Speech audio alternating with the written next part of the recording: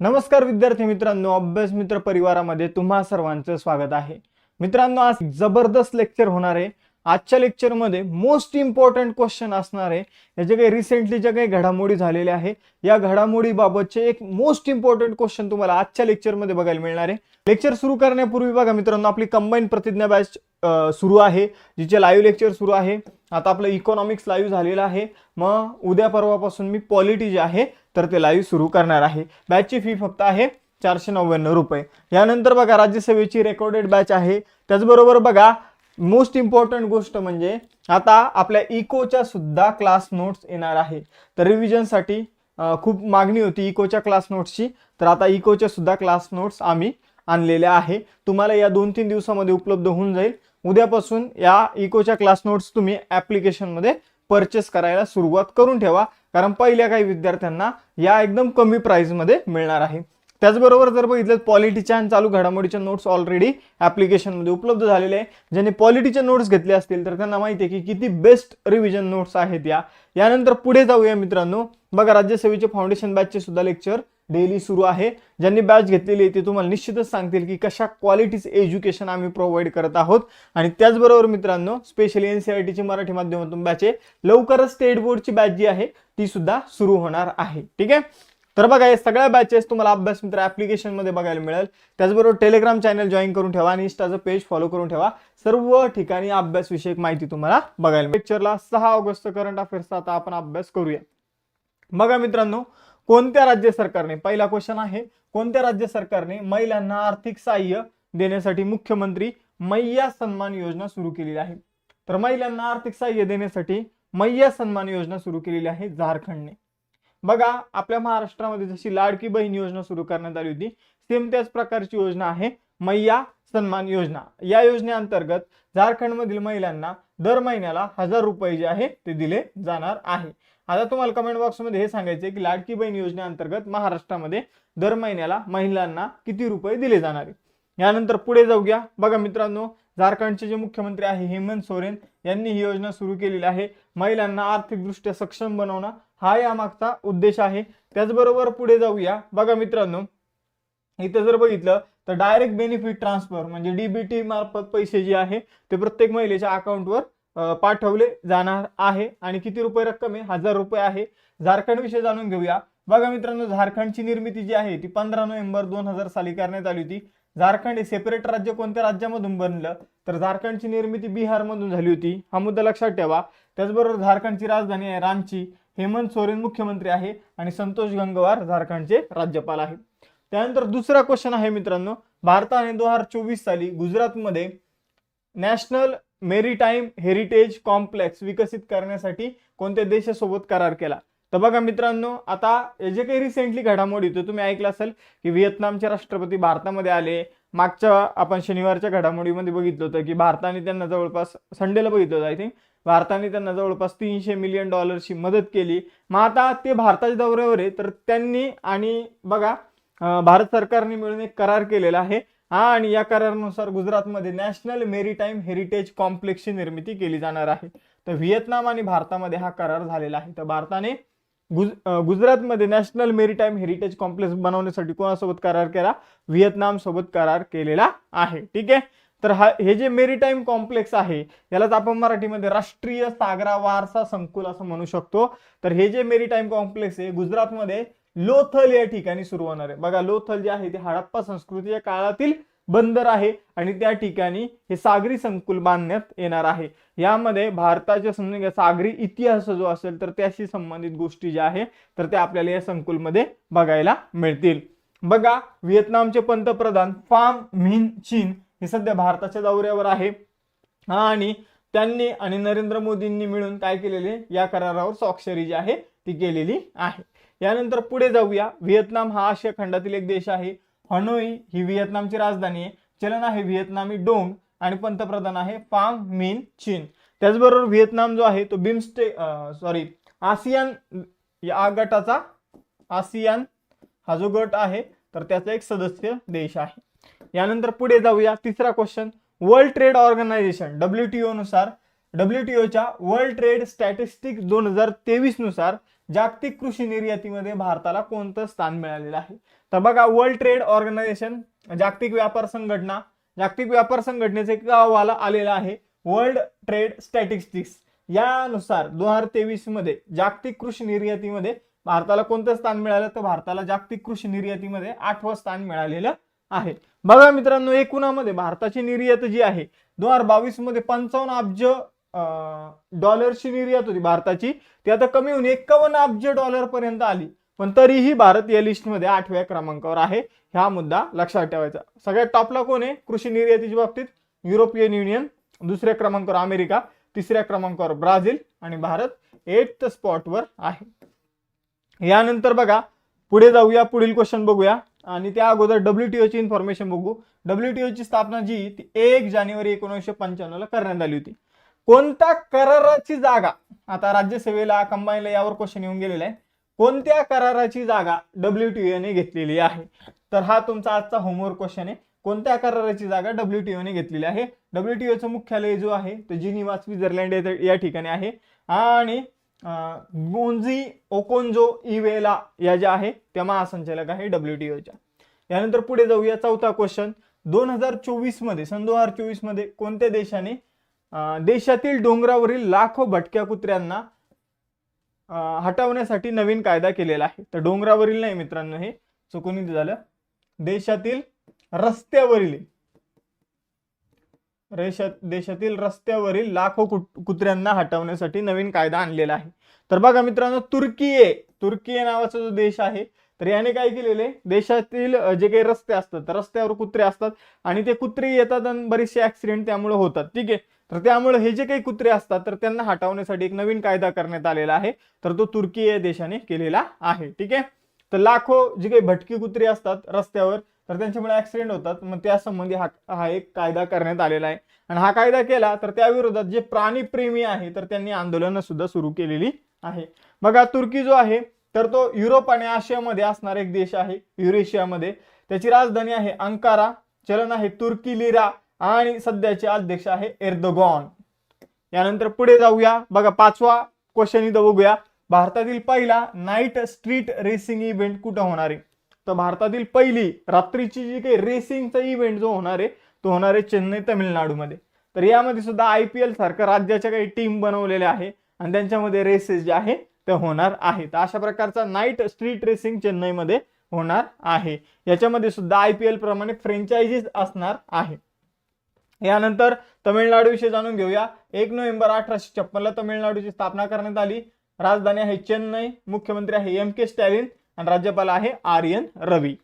त्यानंतर बघा मित्रांनो, 6वा question. Structured assessment for analysing learning चाचणी चक्र कोणी सुरू केलेलं आहे? तर बघा मित्रांनो, सफल नावाची एक जी टेस्ट आहे तर ती अलीकडे घेतली जाते. 5वी ते 8वीचे जे विद्यार्थी आहे तर त्यांची ही टेस्ट घेतली जाणार आहे आणि ही टेस्ट सुरू केलेली CBSE ने. आता ही टेस्ट सुरू करण्यामागे काय उद्देश आहे? सफल नावाची टेस्ट, ठीक आहे, जिचा फुल फॉर्म आहे structure assessment for analysing learning. तर बघा, ही टेस्ट घेतल्यानंतर शिक्षकांना कळतं की मुलांचा कोणता सब्जेक्ट वीक आहे किंवा कोणते कन्सेप्ट जे आहे तर ते मुलांचे वीक आहे. आणि मग ही टेस्ट घेतल्यानंतर जे काही शिक्षकांना समजणार आहे, मुलांनाही समजणार आहे की आपण कशामध्ये वीक आहोत, कशामध्ये स्ट्रॉंग आहोत. तर हे अनालाइज करण्यासाठी जी टेस्ट घेतली जाणार आहे ती सफल नावाची टेस्ट असणार आहे. या टेस्टमध्ये पास नापास असं काही विषय राहणार नाहीये. ठीक आहे, तर फक्त मुलांना कळावं की तुम्ही कोणत्या याच्यात कमजोर आहात, कोणत्या याच्यात स्ट्रॉंग आहात, तर यासाठी ही टेस्ट जी आहे ती घेतली जाणार आहे. सफल टेस्ट CBSE ने सुरू केलेली आहे. CBSE ची स्थापना जी आहे तर ती central board of schooling education असायचा फुल फॉर्म आहे. ठीक आहे, central board of secondary education, school नाही सेकंडरी एज्युकेशन असायचा फुल फॉर्म आहे. 1929 मध्ये स्थापना, मुख्यालय नवी दिल्ली, अध्यक्ष आहे राहुल सिंग. यानंतर 7वा क्वेश्चन. कोणत्या राज्याच्या विधानसभेने राज्यात कौशल्य विद्यापीठ स्थापन करण्यासाठी विधेयक मंजूर केलेले आहे? तर बघा मित्रांनो, स्किल एज्युकेशन हा सध्याचा खूप महत्त्वाचा मुद्दा आहे. स्किल एज्युकेशन काय आहे? तर आजकाल जे काही पुस्तकी शिक्षण होतं, इतके दिवस आपणही कोणतं शिक्षण घेतलं? पुस्तकी शिक्षण घेतलं. आणि पुस्तकी शिक्षण घेऊन जेव्हा आपण जॉबसाठी गेलो किंवा जॉबसाठी तयारी करत आहोत तर तिथलं शिक्षण डायरेक्ट वेगळं आहे. फॉर एक्झाम्पल फील्ड वर्क जे असतं ते वेगळं असतं आणि पुस्तकी शिक्षण ते वेगळं असतं. फॉर एक्झाम्पल मेकॅनिकल इंजिनियर फक्त पुस्तकामध्ये असतो काय काय, पण प्रत्यक्षात त्याचं काम जे आहे ते वेगळं असतं. मग आता अशा प्रकारचं शिक्षण दिलं जाणार आहे जे एकदम ITI टाईप असणार आहे, म्हणजे जे फील्ड वर्क असणार आहे तेच तुमचं शिक्षण असणार आहे. तर त्यासाठी एक कौशल्य विद्यापीठ, ठीक आहे, स्किल युनिव्हर्सिटीची स्थापना केली जाणार आहे आणि त्यासाठी तेलंगणा सरकारने काय केलेलं आहे, एक विधेयक जे आहे ते मंजूर केलेलं आहे.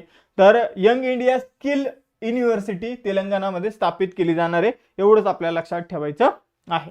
यानंतर तेलंगणाची स्थापना 2 जून 2024 मध्ये करण्यात आली.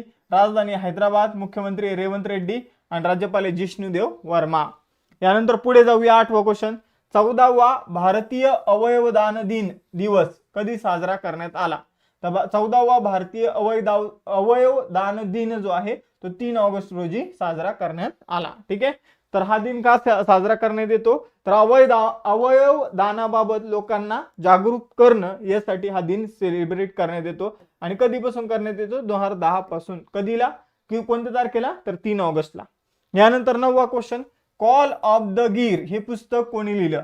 तर बघा मित्रांनो, कॉल ऑफ द गिर या पुस्तकाचं लेखक आहे राज्यसभेचे सदस्य परिमल नाथवाणी. तर हे गिर जे काही आपण म्हणूया सिंहासाठीचं जे काही अधिवास क्षेत्र आहे त्यावर पुस्तकं लिहितात. परिमल नाथवाणी यांनी कॉल ऑफ गिर हे पुस्तक लिहिलं आणि कॉल ऑफ द गिर पुस्तक लिहिलं आणि याची पहिली जी काही प्रत आहे ती नरेंद्र मोदी यांना भेट दिली. याच्यापूर्वी यांनी पुस्तक लिहिलं होतं प्राईड ऑफ गुजरात. त्यानंतर आजच्या लेक्चरचा सगळ्यात महत्त्वाचा क्वेश्चन तुमच्या समोर आलेला आहे, तो म्हणजे 2024 मध्ये सर्वोच्च न्यायालयाने SC आणि ST समुदायांच्या आरक्षणामध्ये उपवर्गीकरणास परवानगी देण्याचा आपला कोणता निर्णय रद्द केला? मोस्ट इम्पॉर्टंट, तुम्हाला 100% भविष्यात परीक्षेमध्ये हा क्वेश्चन विचारला जाणार आहे. तर बघा मित्रांनो, अनुसूचित जाती आणि अनुसूचित जमाती हे जे काही वर्ग आहे तर यामध्ये उपवर्ग तयार करण्यात आले. आता सर हे उपवर्ग काय आहे? तर बघा मित्रांनो, SC आणि ST, ठीक आहे, अनुसूचित जाती आणि अनुसूचित जमाती या 2 कॅटेगरी ज्या आहे तर या 2 कॅटेगरीमध्ये 2 वर्ग तयार केले जाणार आहे. नॉन क्रिमिलियर, म्हणजे इथं आता नॉन क्रिमिलियरला आणलं जाणार आहे, म्हणजे असे लोक की ज्यांचा एक स्पेसिफिक इन्कम आहे तो एका मर्यादेपेक्षा जास्त आहे. ठीक आहे, तर नॉन क्रिमिलियर असणारे, नॉन क्रिमिलियर नसणारे असे 2 वर्ग SC आणि ST कम्युनिटीज मध्ये तयार केले जाणार आहे.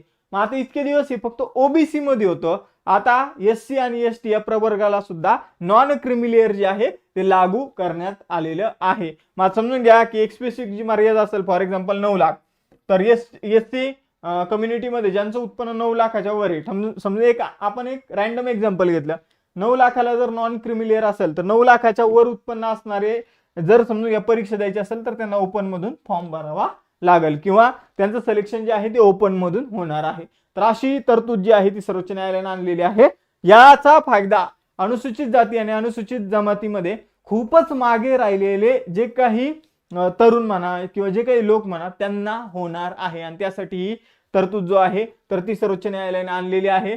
ठीक आहे, आणि सर्वोच्च न्यायालयाने या संबंधित आपला EV चिन्ह या विरुद्ध आंध्र प्रदेश राज्य 2004चा जो काही निर्णय आहे, 20 वर्षापूर्वीचा निर्णय, तो रद्द केला होता. या EV चिन्ह या विरुद्ध आंध्र प्रदेश राज्य 2004 या खटल्यामध्ये अनुसूचित जाती आणि अनुसूचित जमातीमध्ये उपवर्गीकरण होऊ शकत नाही असा निर्णय सर्वोच्च न्यायालयाने दिला होता. स्वतःचाच निर्णय आता सर्वोच्च न्यायालयाने काय केलेला आहे, रद्द केलेला आहे. तर सर्वोच्च न्यायालयाचे 7 न्यायाधीशांचं इथं खंडपीठ होतं, घटनापीठ होतं. तर या 7 पैकी 6 न्यायाधीशांनी 6 विरुद्ध 1 असा जो निर्णय जो आहे तो करण्यात आलेला आहे. तर हा मुद्दा लक्षात ठेवा. सर्वोच्च न्यायालयाबाबत जाणून घेऊया. 26 जानेवारी 1950 रोजी सर्वोच्च न्यायालयाची स्थापना झाली. सर्वोच्च न्यायालयाची स्थापना भारतीय राज्यघटनेच्या कलम 124 नुसार झालेली आहे. सर्वोच्च न्यायालयात सध्या 34 न्यायाधीश आहे. ठीक आहे, त्यामध्ये एक सरन्यायाधीश आणि इतर न्यायाधीश 33 आहे. सरन्यायाधीश आहे यशवंत चंद्रचूड. यशवंत चंद्रचूड हे धनंजय चंद्रचूड यांचे वडील आहे आणि ते सुद्धा सरन्यायाधीश राहिलेले. म्हणजे पिता पुत्रांची जोडी आता सर्वोच्च न्यायालयामध्ये, म्हणजे एक पिता सरन्यायाधीश होऊन गेले, आता त्यांचे पुत्र सुद्धा सरन्यायाधीश झाले. तर या इतिहासामध्ये पहिल्यांदाच घडलेला आहे. त्यानंतर सर्वोच्च न्यायालयाच्या न्यायाधीशाचा निवृत्तीचा वय काय आहे तर 65 वर्ष आणि सर्वोच्च न्यायालयाचं मुख्यालय कुठे? नवी दिल्ली या ठिकाणी. यानंतर बघा 11वा क्वेश्चन. आंतरराष्ट्रीय अंतराळ स्थानकाच्या आगामी एक्झिम 4 मिशनसाठी भारताच्या कोणत्या 2 अंतराळवीरांची निवड करण्यात आली? तर बघा, भारतीय जे अंतराळवीर आहे त्यांना आता इंटरनॅशनल स्पेस स्टेशनवर ट्रेनिंगसाठी पाठवलं जाणार आहे आणि एक्झिम 4 नावाचं मिशन अंतर्गत त्यांना ट्रेनिंगसाठी पाठवलं जाणार आहे. तर मग भारतातील 2 न्यायाधीशांची निवड 2 अंतराळवीरांची ॲस्ट्रॉनॉट्सची निवड करण्यात आलेली आहे. शुभांशु शुक्ला आणि प्रशांत बाळकृष्णन नायर. ठीक आहे, तर हे दोन्हींची निवड करण्यात आली. यानंतर पुढे जाऊया बघा, पुढील क्वेश्चन बघूया. पॅरिस ऑलिम्पिक 2024 ची उपांत्य फेरी गाठणारा पहिला भारतीय पुरुष शटलर. शटलर कुणाला म्हटलं तर बघा मित्रांनो, जो काही बॅडमिंटनचा खेळाडू असतो तर त्यालाच शटलर सुद्धा म्हटलं जातं. तर पहिला भारतीय पुरुष शटलर कोण बनलेला आहे, तर तो बनलेला आहे मित्रांनो लक्ष्य सेन. तर लक्ष्य सेन हा कुठपर्यंत पोहोचला होता, तर सेमीफायनल मध्ये पोहोचला होता, पण सेमीफायनल मध्ये त्याचा पराभव झालेला आहे. आणि नंतर ब्रॉन्झ मेडल साठी एक मॅच झाली, तर त्यामध्ये सुद्धा त्याचा पराभव झालेला आहे. आता लक्ष्य सेन हा फक्त एवढं लक्षात ठेवा की सेमीफायनल मध्ये पोहोचणारा भारताचा पहिला बॅडमिंटन पुरुष खेळाडू कोण आहे, लक्ष्य सेन.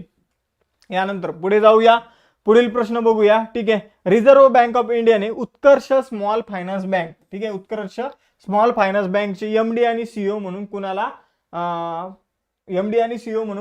कोणाला पुन्हा मान्यता दिली, तर गोविंद सिंह यांना उत्कर्ष स्मॉल फायनान्स बँकेची एमडी आणि सीईओ म्हणून पुन्हा नियुक्त होण्यासाठी मान्यता जी आहे तर आरबीआयने दिलेली आहे. आरबीआय विषयी जाणून घेऊया. बघा, आरबीआयचा कायदा जो आहे तो आहे 1934 चा, स्थापना करण्यात आली 1 एप्रिल 1935 ला. मुख्यालय आहे मुंबई महाराष्ट्र. तिथले गव्हर्नर जे आहे, ठीक आहे, गव्हर्नर जे आहे ते आहे शक्तिकांत दास. ठीक आहे, एवढं लक्षात ठेवा. आणि इतर काही गव्हर्नर आहे, ठीक आहे, तर ते आहे बघा एम राजेश्वर राव, स्वामीनाथन जे, त्यानंतर टी रविशंकर आणि एम डी पात्रा. ठीक आहे. यानंतर 14वा क्वेश्चन, 14वा भारत व्हिएतनाम संरक्षण धोरण संवाद कुठे आयोजित करण्यात आला. तर भारत आणि व्हिएतनामच्या संरक्षणाशी संबंधित एक संवाद जो आहे तर तो नवी दिल्ली या ठिकाणी आयोजित करण्यात आलेला आहे. आता तुम्हाला माहिती आहे की जे काही व्हिएतनामचे पंतप्रधान आहे ते सध्या भारताच्या दौऱ्यावर आहे आणि मग त्यामुळे हे वेगवेगळे संवाद, वेगवेगळे करार जे आहे ते भारत आणि व्हिएतनाम मध्ये केले जाते. तर भारत आणि व्हिएतनामला किती मदत केलेली आहे सागरी सुरक्षेसाठी, $300 मिलियन. ठीक आहे, हा मुद्दा लक्षात ठेवा. त्यानंतर कोणतं राज्य 8,000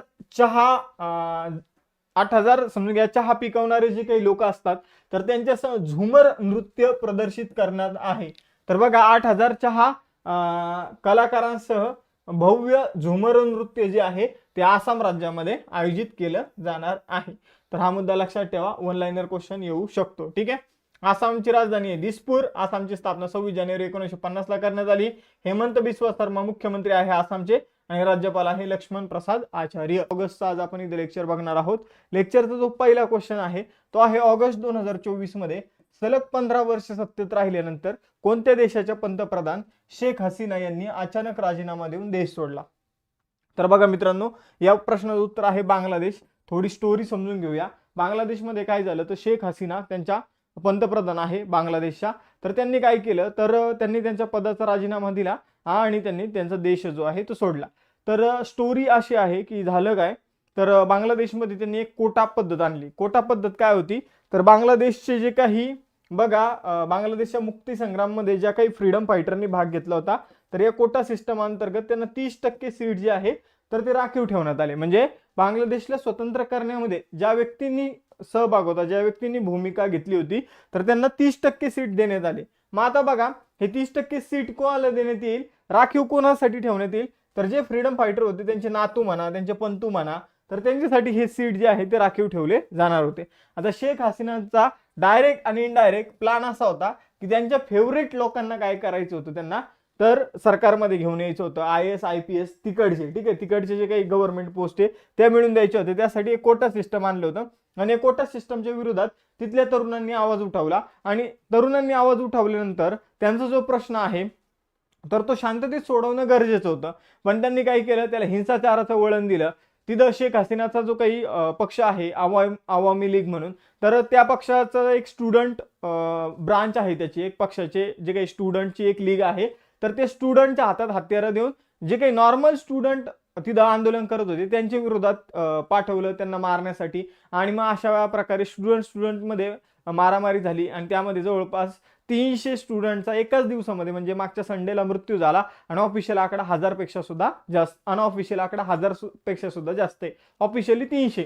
पण हजारपेक्षा जास्त स्टुडंट जे आहे ते मृत्युमुखी पावले आणि सगळ्या प्रकरणामुळे शेख हसीना यांना पद सोडावं लागलं. यांनी पद सोडलं पण नसतं, पण आर्मी यांच्या विरोधात गेली. आर्मीला यांनी ऑर्डर दिली की तुम्ही काय करा, जे तरुण माझ्या विरोधात आंदोलन करत आहे, जे टेररिस्ट माझ्या विरोधात आंदोलन करत आहे, त्यांच्यावर तुम्ही त्यांना रोखा, त्यांना गोळ्या चालवा. पण आर्मीने स्पष्ट नकार दिला आणि मग आर्मीने नकार दिला म्हणून शेख हसीना यांना काय करावं लागलं, तर पलायन करावं लागलं देशामधून. तर ही सगळी स्टोरी होती. आय होप तुम्हाला समजलं असेल. तर 1971च्या स्वातंत्र्य युद्धामध्ये जे काही फ्रीडम फायटर होते, तर त्यांचे जे काही वंशज आहे त्यांना 30% आरक्षण जे आहे ते सरकारी नोकऱ्यामध्ये दिलं होतं, म्हणून हे सगळ्या गोष्टी झाल्या होत्या. बांगलादेशची राजधानी ढाका आणि चलन आहे टका. यानंतर पुढे जाऊया. बघा, जुलै 2024 मध्ये सीमा सुरक्षा दल म्हणजे बॉर्डर सिक्युरिटी फोर्सचे अतिरिक्त महासंचालक या पदावर कोणाची नियुक्ती करण्यात आलेली आहे. तर बघा मित्रांनो, BSF बॉर्डर सिक्युरिटी फोर्सेसचे अतिरिक्त महासंचालक या पदावर दलजीत सिंग चौधरी यांची नियुक्ती करण्यात आलेली आहे. आता अतिरिक्त महासंचालक काय असतं की एखादा एक्स्ट्रा महासंचालक आणून बसवला का, नाही, तात्पुरत्या काळासाठी नियुक्ती जी असते त्याला अतिरिक्त महासंचालक किंवा अतिरिक्त CEO असं आपल्या मराठीमध्ये म्हटलं जातं. तर अतिरिक्त महासंचालक म्हणून दलजीत सिंग चौधरी यांची निवड करण्यात आलेली आहे. मग त्यांनी कोणाची जागा घेतलेली आहे, ते नितीन अग्रवाल यांची जागा घेतलेली आहे. ठीक आहे. तर नितीन अग्रवाल यांना सरकारने त्यांच्या पदावरून दूर केलेलं आहे. ठीक आहे. आता प्रॉपर कारण माहीत नाहीये, पण त्यांची एखाद्या दुसऱ्या ठिकाणी नियुक्ती करायची असेल किंवा काही वेगळा विषय असेल, पण नितीन अग्रवाल यांच्या जागी काय करण्यात आलेले आहे मित्रांनो, दलजीत सिंग चौधरी यांची नियुक्ती करण्यात आलेली. आता दलजीत सिंग चौधरी हे ऑलरेडी तुम्हाला जर सांगायचं तर सशस्त्र सीमा दल, ठीक आहे, सशस्त्र सीमा दलाचे काय आहे तर ऑलरेडी प्रमुख आहे आणि त्यांच्यावर आता अतिरिक्त जबाबदारी टाकलेली आहे सीमा सुरक्षा दलची. ठीक आहे. टेम्पररी ते आता अध्यक्ष बनलेले आहे. तर एवढ्या गोष्टी आपल्याला लक्षात ठेवायच्या आहे. यानंतर पुढे जाऊया.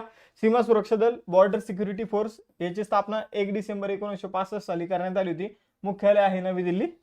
ठीक आहे. यानंतर पुढे जाऊया. तिसरा क्वेश्चन, सन 2024 मध्ये अमेरिकेच्या राष्ट्रपती पदाची उमेदवार बनणारी पहिली कृष्णवर्णीय आणि पहिली दक्षिण आशियाई महिला कोण बनली आहे.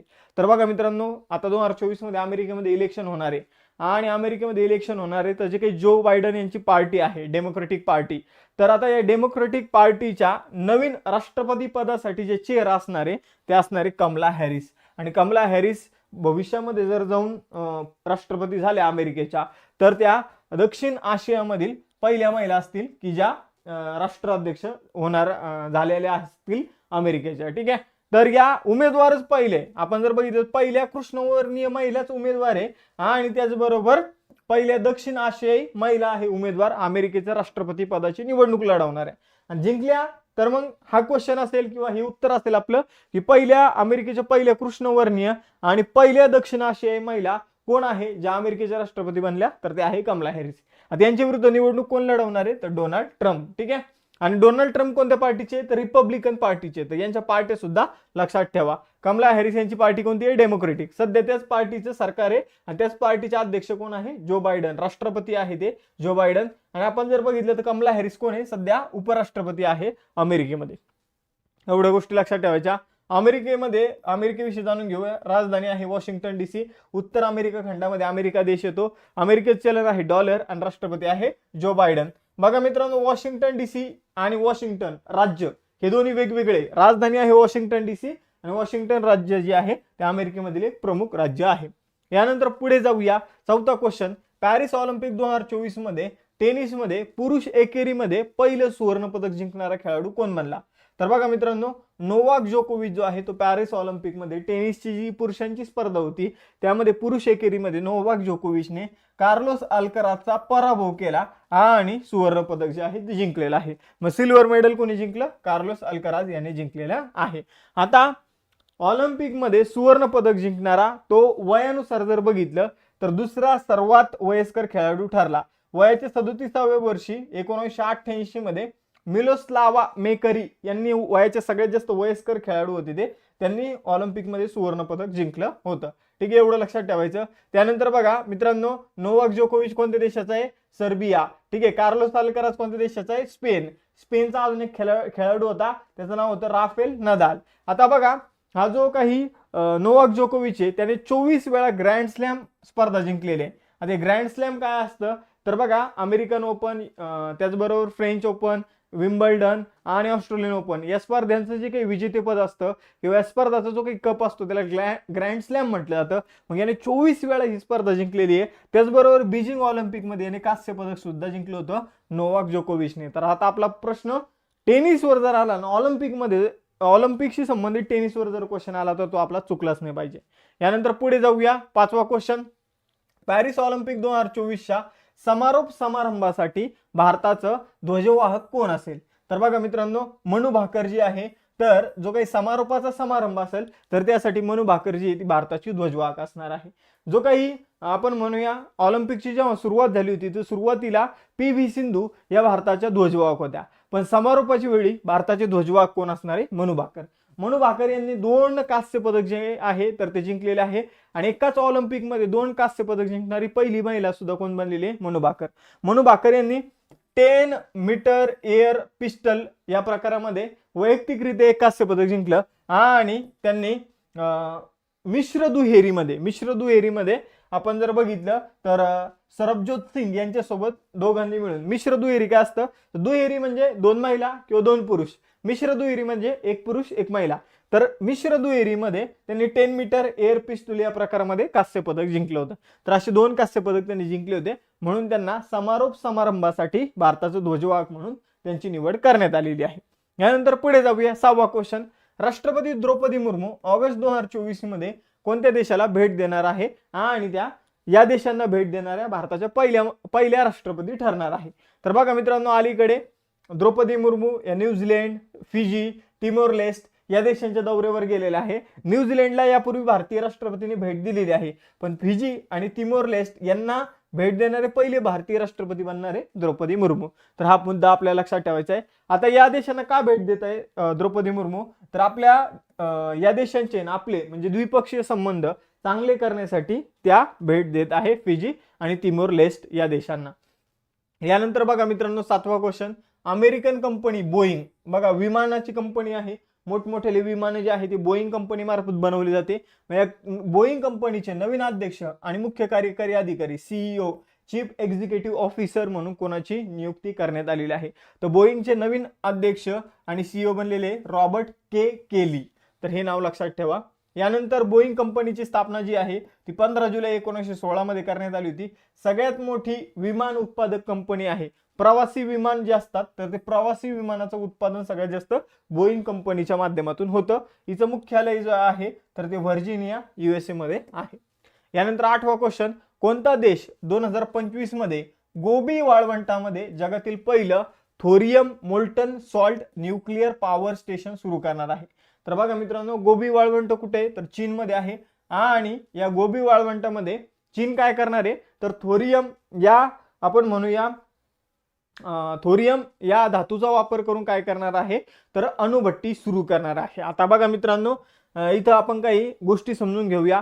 बघा, सहसा जे काही अणुऊर्जा तयार करण्यासाठी लिथियमचा वापर होतो. बघा कशाचा वापर होतो? लिथियमचा वापर होतो, युरेनियमचा वापर होतो. तर बघा आता युरेनियम जे आहे तर युरेनियम ऐवजी चायना काय करणार आहे अणुऊर्जा च्या माध्यमातून इथं ऊर्जा निर्माण करण्यासाठी ॲज अ इंधन म्हणून युरेनियमच्या जागी थोरियमचा वापर करणार आहे. कशाचा वापर करणार आहे? थोरियमचा वापर करणार आहे. आणि यासाठी त्यांनी एक थोरियम निर्मितीचा एक प्रकल्प जो आहे तो गोबी वाळवंटात ते 2025 साली स्थापित करणार आहे. बघा, थोरियम जो आहे तो निसर्गतः आपल्याला मिळतो आणि हा एक किरणोत्सारी मूलद्रव्य आहे. ठीक आहे, एक रेडिओ ऍक्टिव्ह एलिमेंट आहे थोरियम, हे लक्षात ठेवायचंय तुम्हाला. निसर्गातच मिळतं.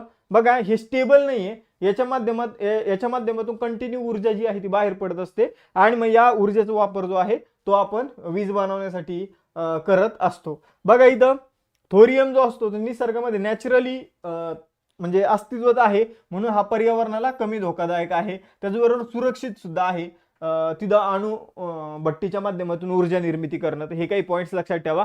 चीन बद्दल सांगतो, चीनची राजधानी आहे बीजिंग, चलन आहे युआन आणि राष्ट्रपती आहे शी जिनपिंग. यानंतर पुढे जाऊया. 9वा क्वेश्चन, हमास नेता इस्माईल हानिया. तर इस्माईल हानियाच्या अलीकडे काय झाली होती तर याला मारलं होतं अलीकडे. ठीक आहे, मुसाद इस्रायलच्या गुप्तचर संघटनेत. याच्यासाठी शोक पोस्ट काढून टाकल्याच्या प्रक्रियेत कोणत्या देशाने सोशल नेटवर्किंग प्लॅटफॉर्म इंस्टाग्रामला ब्लॉक केलं? तर बघा मित्रांनो, न्यूज कशी आहे, सॉरी क्वेश्चन कसा आहे ते थोडं समजून घेऊया. न्यूज पण आहे, पण आधी इथं बघा, हमासचा जो नेता होता इस्माईल हानिया, तर याला अलीकडे मारण्यात आलं. ठीक आहे, मग याला मारण्यात आल्यानंतर इंस्टाग्रामवर तुर्कीमध्ये काय करण्यात आलं, वेगवेगळ्या पोस्ट टाकण्यात आल्या आणि इंस्टाग्रामने काय केलं, त्या पोस्ट काढून टाकल्या. म्हणून तुर्की या देशाने इंस्टाग्रामलाच बॅन करून टाकलं. अशी ही न्यूज आहे. तर इंस्टाग्रामला अलीकडे कोणी बॅन केलं, तुर्कीने. जसं भारताने काय केलं होतं, तर टिकटॉकला बॅन केलं होतं, तसंच प्रकारे तुर्कीने काय केलं, इंस्टाला बॅन केलेलं आहे. ठीक आहे, तर इस्माईल हानियाची जी काही हत्या आहे तर ती कुठे झाली होती, इराणची राजधानी तेहरानमध्ये झाली होती. यानंतर पुढे जाऊया. तुर्कीचं नाव आता चेंज झालेलं आहे. तुर्कीचं नाव काय असणार आहे, तुर्की ए. ठीक आहे, तर हे तुर्कीचं नवीन नाव असणार आहे. त्यानंतर जर बघितलं तर तुर्की जो आहे तो युरेशियामध्ये आहे, म्हणजे युरोप आणि आशिया दोन्ही खंडामध्ये आपल्याला बघायला मिळतो. राजधानी आहे अंकारा, त्यानंतर चलन आहे लिरा, त्यानंतर अध्यक्ष आहे एर्दोगॉन. यानंतर पुढे जाऊया. 10वा क्वेश्चन, जागतिक स्तनपान सप्ताह 2024 मध्ये कधी साजरा केला जाणार आहे. तर जागतिक स्तनपान सप्ताह जो आहे तर तो 1 ते 7 ऑगस्ट या दरम्यान सेलिब्रेट केला जातोय 2024 मध्ये. बघा मित्रांनो, या सप्ताहाची आपल्याला थीम सुद्धा लक्षात ठेवायची आहे. तर थीम आहे closing the gap breast feeding support for all. ठीक आहे, closing the gap breast feeding support for all he याची थीम आहे. हा पहिल्यांदा 1992 मध्ये सेलिब्रेट करण्यात आला होता हा सप्ताह. आणि आता आपण जर बघितलं तर 2024 मध्ये जो सप्ताह सेलिब्रेट करण्यात आला तो कधी करण्यात आला, तर 1 ते 7 ऑगस्ट. यानंतर पुढे जाऊया. 11वा question, academy of motion picture arts and science च्या अध्यक्षपदी कोणाची निवड झालेली आहे.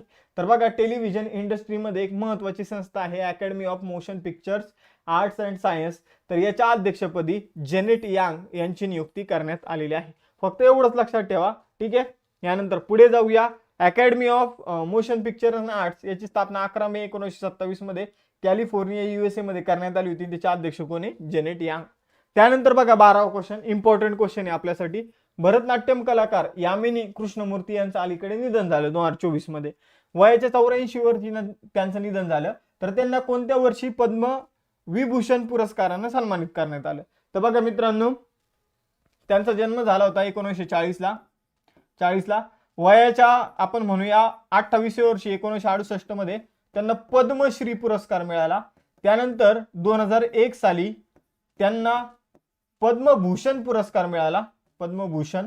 आणि इथं आपल्याला प्रश्न विचारले पद्मविभूषण कधी मिळाला, तर पद्मविभूषण 2016 मध्ये मिळाला. म्हणजे सर्व पद्म पुरस्कार यांना मिळाले होते. यामिनी कृष्णमूर्ती कोणत्या राज्याच्या होत्या, तर ही सुद्धा लक्षात ठेवायचे. कुठल्या होत्या, तर तमिळनाडूच्या होत्या.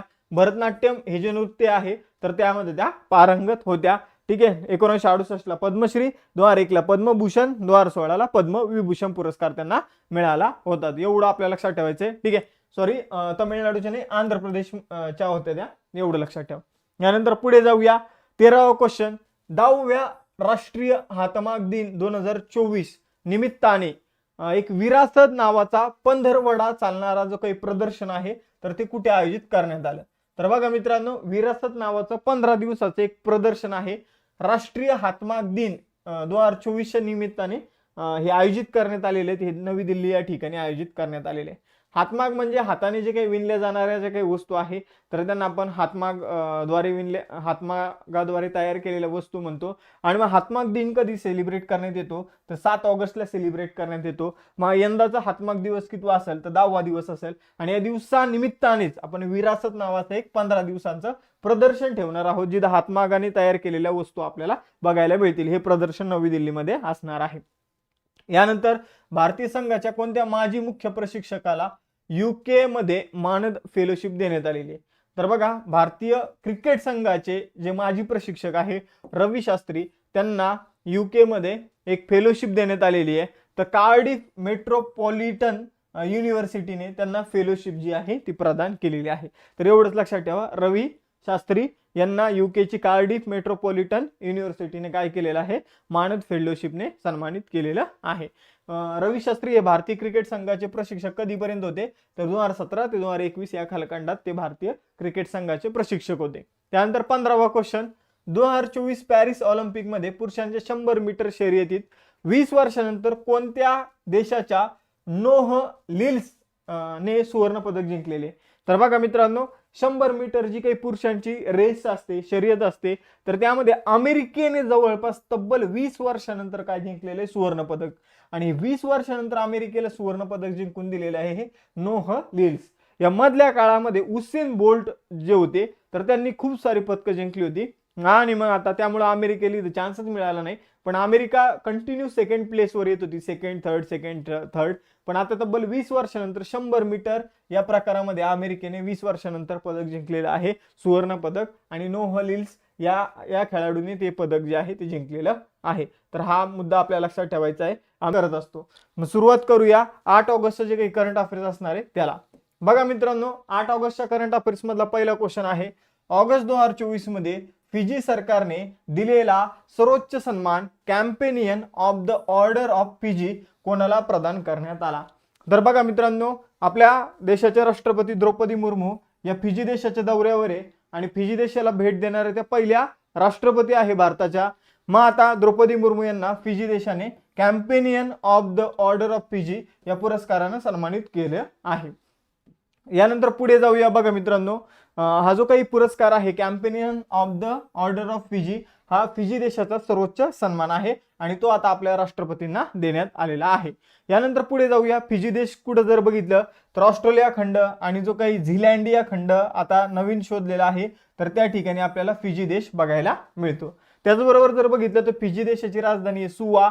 त्यानंतर फिजियन डॉलर तिथलं चलन आहे आणि राष्ट्रपती आहे विलियम केटोनिवेरे. तर हे तिथले राष्ट्रपती आहे, हे तुम्ही इमेज मध्ये बघू शकता. त्यांनीच हा सन्मान जो आहे तो द्रौपदी मुर्मू यांना दिलेला आहे. यानंतर पुढे जाऊया. दुसरा क्वेश्चन बघा, ऑगस्ट 2024 मध्ये भारतातील कोणत्या राज्यामध्ये 25 गट किंवा 25 संघ जे आहे तर त्या 25 गटातील 25 संघातील 1,500 डमरू वादकांनी भस्म आरतीच्या सुरात डमरू वाजवून गिनीज वर्ल्ड रेकॉर्ड केला. तर बघा मित्रांनो, एकाच वेळी 25 गट होते, 25 संघ होते आणि 25 संघामध्ये 150 व्यक्ती होते आणि 150 व्यक्तींनी एकाच वेळी डमरू वाजवून एक इतिहास जो आहे तो रचलेला आहे आणि Guinness book of world record झालेला आहे.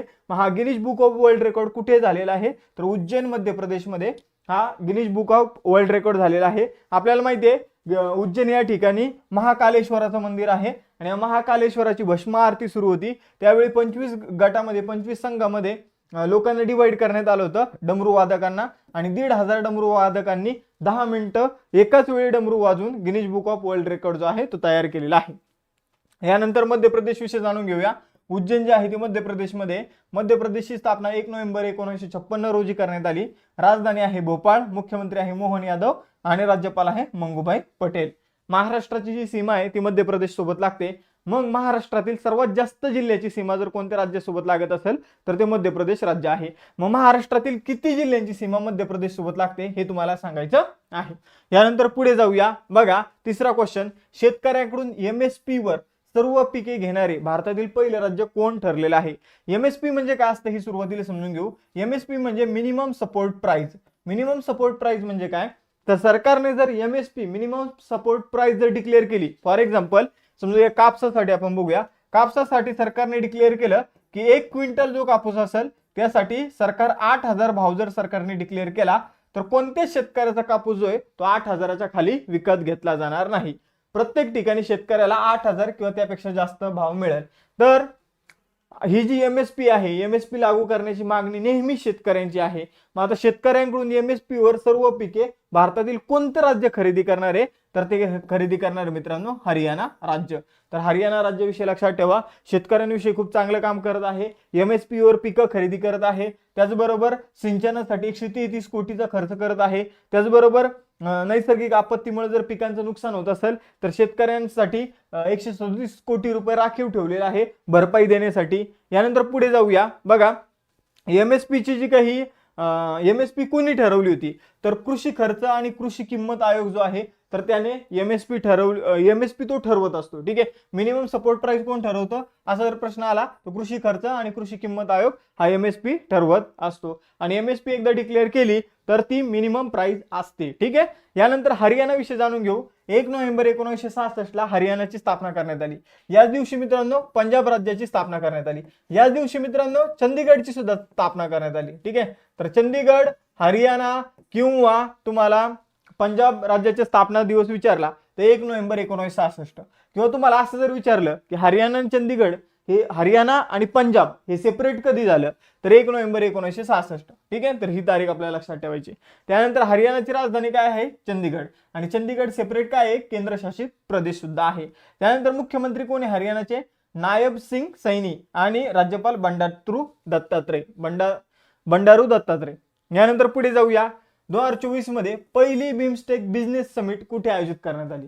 तर बघा मित्रांनो, आपल्या बिमस्टेक नावाची संघटना आहे. बे of Bengal initiative for multi sectoral and technical economic cooperation असा हिचा फुल फॉर्म आहे. बे of Bengal multi sectoral technical and economical cooperation असा हिचा फुल फॉर्म आहे.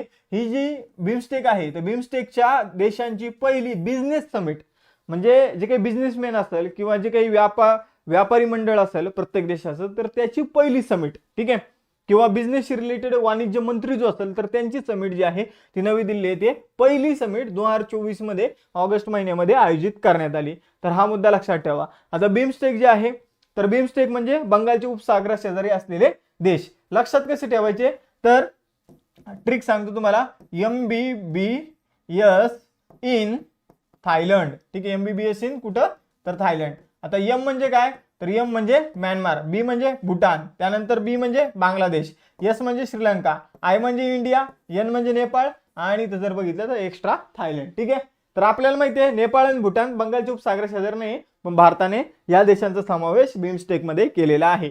बिमस्टेकची स्थापना 6 जून 1997 मध्ये करण्यात आली होती. हिचं मुख्यालय कुठे आहे? ढाका बांगलादेश आणि सरचिटणीस आहे इंद्रमणी पांडे. तर यावर आपल्याला क्वेश्चन येऊ शकतो. यानंतर पुढे जाऊया. बघा, भोटो जत्रा महोत्सव हा जो महोत्सव आहे, हा जो उत्सव आहे तो कुठे साजरा करण्यात आला 2024 मध्ये ऑगस्ट महिन्यामध्ये? तर तो नेपाळमध्ये एक भोटो जत्रा उत्सव जो आहे तो सेलिब्रेट करण्यात आला. तर बघा मित्रांनो, भोटो मध्ये राटो मच्छिंद्रनाथ म्हणून एक देव आहे, राटो मच्छिंद्रनाथ. तर बघा, पाऊस जेव्हा पडतो, ठीक आहे, आणि त्यावेळी समजून घ्या पाऊस जेव्हा पडतो आणि जेव्हा कापणी होते पिकांची, तर या दोन वेळी जे काही राटो मच्छिंद्रनाथ जे आहे तर त्यांची पूजा केली जाते आणि त्या पूजेच्या निमित्ताने हा भोटो जत्रा नावाचा उत्सव जो आहे तो नेपाळमध्ये सेलिब्रेट केला जातो. यानंतर पुढे जाऊया. नेपाळची राजधानी आहे काठमांडू. नेपाळचे चलन आहे नेपाळी रुपया आणि अध्यक्ष आहे राष्ट्रपती आहे रामचंद्र पौडेल. यानंतर 6वा क्वेश्चन बघूया मित्रांनो. ऑगस्ट 2024 मध्ये आपत्ती व्यवस्थापन विमा किंवा विमा लागू करणारं देशातील पहिलं राज्य कोणतं ठरलेलं आहे? तर बघा मित्रांनो, आपत्ती व्यवस्थापन विमा म्हणजे काय तर नैसर्गिक आपत्ती आल्यानंतर आपण बघितलं पिकांचं नुकसान होतं, घराचं नुकसान होतं, त्याचबरोबर आपलं जीवित हानी सुद्धा होते. ठीक आहे, आर्थिक आणि जीवित हानी या दोन्ही हानी कधी होत असतात तर जेव्हा एखादी नैसर्गिक आपत्ती येते तेव्हा. आणि या नैसर्गिक आपत्तीतून जी काही आर्थिक हानी आहे, ठीक आहे, जी काही जीवित हानी आहे आणि जी काही आर्थिक आपण संपत्तीची हानी म्हणूया, तर ती संपत्तीची जी हानी होते ती वाचवण्यासाठी आता काय करण्यात आलेलं आहे तर नागालँडने एक आपत्ती व्यवस्थापन विमा लागू केलेला आहे देशामध्ये. फॉर एक्झाम्पल, एखाद्या व्यक्तीने त्याच्या घराचा विमा करून ठेवला आणि समजा पुरामध्ये त्याचं घर पडलं तर त्याला त्याबाबत पैसे मिळत. मग यासाठी नागालँडने कोणत्या बँकेसोबत करार केला तर SBI बँकेसोबत नागालँडने या संबंधित करार केलेला आहे. हे आपल्याला लक्षात ठेवायचे. SBI जनरल इन्शुरन्स सोबत RBIने नागालँडने करार केलेला आहे. मग आता नागालँड आपत्ती व्यवस्थापन विमा लागू करणारं देशातील पहिलं राज्य बनलं आहे. नागालँड बद्दल जाणून घेऊया. 1 डिसेंबर 1963 ला स्थापना झाली. कोहिमा ही नागालँडची राजधानी आहे. नेफ्यू रिओ नागालँडचे मुख्यमंत्री आहे आणि ला गणेशन नागालँडचे राज्यपाल आहे.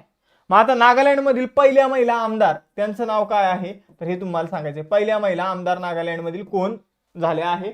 अलीकडेच त्या पहिल्यांदा निवडून आल्या तर त्यांचं नाव सांगायचं आहे. यानंतर 7वा क्वेश्चन. वर्ल्ड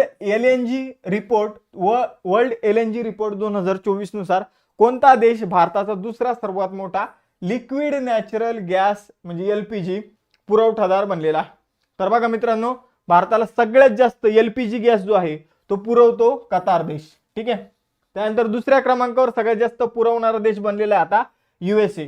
आणि USAने कोणाला मागे टाकलं तर UAE ला. तर UAE जो आहे मित्रांनो आता तो 3rd स्पॉटवर गेलेला आहे. USA जो आहे तो 2nd स्पॉटवर आलेला आहे आणि कतार जो आहे तो 1st स्पॉटवर आहे. तर भारताला सगळ्यात जास्त LPG गॅस कोण देतं? कतार. 2 नंबरला USA, 3 नंबरला UAE. तर हे देश यांचा क्रम आपल्याला लक्षात ठेवायचा आहे. तर अलीकडे बघा इंटरनॅशनल गॅस युनियनने जी काही आकडेवारी जाहीर केली त्यानुसार हे जे काही चेंजेस मी तुम्हाला सांगितले ते झालेले आहे. यानंतर पुढे जाऊया, पुढील प्रश्न बघूया. पुढील प्रश्न अगोदर US मध्ये इलेक्शन होणार आहे. मग US मध्ये जे इलेक्शन होणार आहे त्यासाठी कमला हॅरिस जे आहे तर त्या इलेक्शनसाठी उभे राहिलेले आहे. कोणत्या पार्टी मार्फत? तर डेमोक्रेटिक पार्टी मार्फत. आणि रिपब्लिकन पार्टी मार्फत कोण उभं राहिलेलं आहे? तर डोनाल्ड ट्रम्प. आणि आता डेमोक्रेटिक पार्टीचं सरकार आहे, राष्ट्रपती कोण आहे अमेरिकेचे? तर जो बायडन. ठीक आहे. अमेरिकेचे चलन सगळ्यांना माहिती आहे डॉलर आणि राजधानी वॉशिंग्टन DC. यानंतर केंद्र सरकार ऑगस्ट 2024 मध्ये 50,655 कोटी रुपये खर्चाच्या किती राष्ट्रीय हायस्पीड रोडची सूचना मंजूर केली आहे? तर केंद्र सरकारने अलीकडे जवळपास आठ मित्रांनो, किती? 8 हायस्पीड महामार्ग बांधण्याचा निर्णय जो आहे किंवा तयार करण्याचा निर्णय जो आहे तर तो केंद्र सरकारने घेतलेला आहे. तर हे नॅशनल हायवेज असेल, पण हे एकदम हायस्पीड नॅशनल हायवे असणार आहे. तर असे 8 हायस्पीड नॅशनल हायवे जे आहे ते केंद्र सरकारमार्फत 50,000 कोटी रुपये खर्चून तयार केले जाणार आहे. याची लांबी कमी, 8 नॅशनल हायवेची लांबी फक्त 936 किलोमीटर आहे. पण यातले काही हायवे जे आहे, एक हायवे 8 लेनचा आहे, एक हायवे 3 लेनचा आहे, आणि आपण जर बघितलं तर काही हायवे 4 लेनचे आपल्याला बघायला मिळतात. ठीक आहे. यानंतर पुढे जाऊया मित्रांनो, 9वा क्वेश्चन बघूया. कोणत्या राज्याने knowledge health innovation research city सुरू करण्याची घोषणा केली? तर बघा, अशी सिटी बनवली जाणार आहे ज्यामध्ये शिक्षणाशी संबंधित संस्थांची स्थापना केली जाणार आहे. अशी सिटी बनवली जाणार आहे ज्यामध्ये हेल्थशी संबंधित संस्था स्थापन केल्या जाणार आहे, आरोग्यविषयक दवाखाने वगैरे हाय क्वालिटीचे असणारे, इनोव्हेशनला तिथं मुभा असणार आहे. ठीक आहे. रिसर्च साठी तिथं बऱ्याचशा गोष्टी असणार आहेत. अशी सिटी कोण बनवत आहे सध्या? तर अशी सिटी जी आहे KHIR सिटी जी आहे ते कर्नाटक राज्य बनवत आहे. कर्नाटकमध्ये जे काही कॅम्पेगौडा नावाचं विमानतळ आहे, या कॅम्पेगौडा नावाच्या विमानतळापाशी 2000 एकर जमिनीवर ही सिटी बनवली जाणार आहे. या 2000 एकर पैकी पहिला टप्पा जो आहे तो 1000 एकर मध्ये सुरू केला जाणार आहे. आणि या पहिल्या टप्प्यामध्ये जवळपास 40,000 व्यक्तींना नोकऱ्या ज्या आहे ते मिळणार आहे. ठीक आहे. तर ही जी आकडेवारी मी तुम्हाला सांगितली ती लक्षात ठेवा. ठीक आहे. 1000 एकरवर सुरुवातीच्या टप्प्यात हा प्रकल्प राबवला जाणार आहे. 40,000 कोटीची गुंतवणूक आहे. ठीक आहे. 40,000 कोटीची गुंतवणूक आहे आणि 50,000 नोकऱ्या आहे. ठीक आहे. तर 40,000 कोटीची काय आहे? गुंतवणूक आहे, आणि यातून नोकऱ्या किती निर्माण होणार आहे? 50,000 नोकऱ्या निर्माण होणार आहे. ठीक आहे. तर हा फक्त एक चेंज लक्षात ठेवा. यानंतर 10वा क्वेश्चन बघूया मित्रांनो आपण. त्या अगोदर कर्नाटक विषयी. कर्नाटकची स्थापना 1 नोव्हेंबर 1956. बेंगलोर राजधानी कर्नाटकची. मुख्यमंत्री आहे सिद्धरामय्या आणि राज्यपाल आहे थावरचंद गेहलोत. यानंतर 10वा क्वेश्चन बघूया. केंद्रीय गृहमंत्री अमित शहा यांनी 3 नवीन गुन्हेगारी कायद्यांसाठी ई-सक्ष, ई-सेतू, ई-श्रुती आणि ई-समन्स ऍप कुठे सुरू केले? तर बघा मित्रांनो, अलीकडे 3 नवीन गुन्हेगारी कायदे जे आहे तर त्यांना अपडेट करण्यात आलेले, त्यामध्ये नवीन तरतुदी ऍड करण्यात आलेल्या आहे. आणि त्यासाठी ई-सक्ष, ई-सेतू, ई-श्रुती, ई-समन्स हे नवीन ऍप्लिकेशन सुरू करण्यात आलेले आहे. आणि हे नवीन ऍप्लिकेशन कोणी सुरू केले? तर अमित शहा यांनी सुरू केलेले आहे. आणि कुठे सुरू केले? तर चंदीगड या ठिकाणी सुरू केलेले. तर असाही प्रश्न येऊ शकतो, नवीन कायद्याशी संबंधित हे जे काही ऍप्लिकेशन सुरू करण्यात आलेले तर याचं उद्घाटन कोणी केलं? तर ते अमित शहा यांनी केलेलं आहे. कुठे? तर चंदीगडमध्ये. मग आता 3 नवीन कायद्यामध्ये किंवा जे जुने कायदे होते त्यामध्येच मोठ्या प्रमाणावर चेंज करण्यात आलेले आहे. मग ते कोणते कायदे आहे? तर भारतीय न्यायिक संहिता, भारतीय नागरी संरक्षण संहिता आणि भारतीय पुरावा कायदा. ठीक आहे. तर हे जे 3 कायदे होते यामध्ये मोठ्या प्रमाणावर चेंजेस जे आहे मित्रांनो ते करण्यात आलेले आहे. आता एक गोष्ट तुम्हाला प्रामुख्याने लक्षात ठेवायची आहे, हे जे 3 कायदे हे आपल्या देशामध्ये कधीपासून लागू करण्यात आलेले सुधारणा सहित हे 3 कायदे आपल्या देशामध्ये 1 जुलै 2024 पासून लागू करण्यात आलेले आहे. यानंतर 11वा क्वेश्चन. युनिटी स्मॉल फायनान्स बँकचे MD आणि CEO म्हणून रिझर्व्ह बँक ऑफ इंडियाने कोणाची पुनर्नियुक्ती केली? तर युनिटी स्मॉल फायनान्स बँकेचे MD आणि CEO म्हणून इंद्रजित कामोत्रा तर यांची पुनर्नियुक्ती जी आहे ती करण्यात आलेली आहे. ही नियुक्ती कोणी केली? RBIने केली. RBIची स्थापना 1 एप्रिल 1935. हिचं मुख्यालय आहे मुंबई महाराष्ट्र. आणि शक्तिकांत दास हिचे कोण आहे? गव्हर्नर आहे. कोण आहे? गव्हर्नर आहे. मग आता मला एक क्वेश्चन विचारतो तुम्हाला. शक्तिकांत दास हे RBIचे कितवे गव्हर्नर आहे हे तुम्हाला सांगायचं आहे. आणि प्लस RBIची स्थापना कोणत्या कायद्यानुसार झालेली? कोणत्या कायद्यानुसार RBIची स्थापना जी आहे तर ती झालेली आहे? आता इतिहासामध्ये तुम्हाला जावं लागेल, जे काही ब्रिटिशकालीन कायदे त्यामधून एक कायदा त्याचं उत्तर असणार आहे. यानंतर पुढे जाऊया 12वा क्वेश्चन, युनायटेड नेशन कमांड नावाचा एक ग्रुप आहे, त्याचा 18वा सदस्य म्हणून कोणत्या देशाचा समावेश करण्यात आला? तर बघा युनायटेड नेशन कमांड, तर युनायटेड नेशन कमांड हा जो काही ग्रुप आहे तर याचं नेतृत्व अमेरिका देश करतो आणि अमेरिकेचा हा एक ग्रुप आहे मित्र देशांचा, तर या ग्रुपमध्ये अलीकडे जर्मनीचा समावेश जो आहे तो करण्यात आलेला आहे. यानंतर पुढे जाऊया बघा, जर्मनी विषयी जाणून घेऊया. जर्मनीची राजधानी बर्लिन, चलन आहे युरो. त्यानंतर इथले समजा चान्सलर कोण आहे, इथले चान्सलर कोण आहे तर तिथं जे काही अध्यक्ष असतात तर त्यांना काय म्हटलं जातं, चान्सलर म्हटलं जातं. ठीक आहे, तर तिथले चान्सलर कोण आहे, ओलाफ स्लोज. ठीक आहे, स्लोज आहे. ठीक आहे, आणि राष्ट्रपती कोण आहे तर फ्रँक वॉल्टर स्निटमियर, तर हे तिथले कोण आहे, राष्ट्रपती आहे. यानंतर 13वा क्वेश्चन, दक्षिण आफ्रिकेमध्ये जसं आपल्याकडे IPL होतं तसं दक्षिण आफ्रिकेमध्ये एक स्पर्धा होती, त्यावर क्वेश्चन आहे. दक्षिण आफ्रिकेच्या प्रमुख T20 स्पर्धा SA-20 लीगचा राजदूत म्हणून कोणाची नियुक्ती करण्यात आलेली आहे? तर दक्षिण आफ्रिकेची जी काही IPL सारखी स्पर्धा आहे SA-20 लीग, तर याचं राजदूत म्हणून दिनेश कार्तिक यांची नियुक्ती जी आहे ती करण्यात आलेली आहे. त्यानंतर बघा 14वा क्वेश्चन, जीवनदान पुरस्कार 2024 मध्ये कोणत्या राज्याला देण्यात आला? तर जीवनदान पुरस्कार 2024 मध्ये आंध्र प्रदेश या राज्याला देण्यात आला. का देण्यात आला तर बघा मित्रांनो, जे काही अवयवदान जे आहे आणि अवयवदानाबाबत जनजागृती मोहीम एकदम व्यवस्थितपणे राबवल्याबद्दल जीवनदान पुरस्कार जो आहे तो आंध्र प्रदेश या राज्याला देण्यात आलेला आहे. तर अवयवदानाबद्दल केलेल्या कार्यामुळे जीवनदान पुरस्कार कोणाला देण्यात आला? आंध्र प्रदेश राज्याला देण्यात आलेला आहे. ठीक आहे, यानंतर पुढे जाऊया. आंध्र प्रदेशची स्थापना 1 नोव्हेंबर 1956. अमरावती आंध्र प्रदेशची राजधानी आहे. आंध्र प्रदेशला एकूण 3 राजधानी आहे, मग उर्वरित 2 राजधानी कोणत्या आहे कोण सांगतं बघूया. ठीक आहे, आंध्र प्रदेशचे राज्यपाल आहे S अब्दुल नजीर आणि मुख्यमंत्री आहे N चंद्रबाबू नायडू. त्यानंतर 15वा क्वेश्चन, आंतरराष्ट्रीय ट्रॅफिक लाईट डे 2024 मध्ये कधी साजरा केला गेला? ठीक आहे, तर आंतरराष्ट्रीय ट्रॅफिक लाईट डे 2024 मध्ये 5 ऑगस्ट रोजी सेलिब्रेट करण्यात आला. बघा मित्रांनो, हा जो दिवस आहे तर हा का सेलिब्रेट करण्यात येतो तर अमेरिकेमध्ये 5 ऑगस्ट 1914 साली ओहिओ या राज्यामध्ये काय करण्यात आलं होतं, पहिल्यांदा ट्रॅफिक लाईट बसवण्यात आला होता, इलेक्ट्रिक ट्रॅफिक लाईट, आणि त्याच्या स्मरणार्थ दरवर्षी 5 ऑगस्टला ट्रॅफिक लाईट डे जो आहे तो सेलिब्रेट करण्यात येतो. तर मित्रांनो सुरुवात करूया 9 ऑगस्ट रोजीचा करंट अफेअर्स.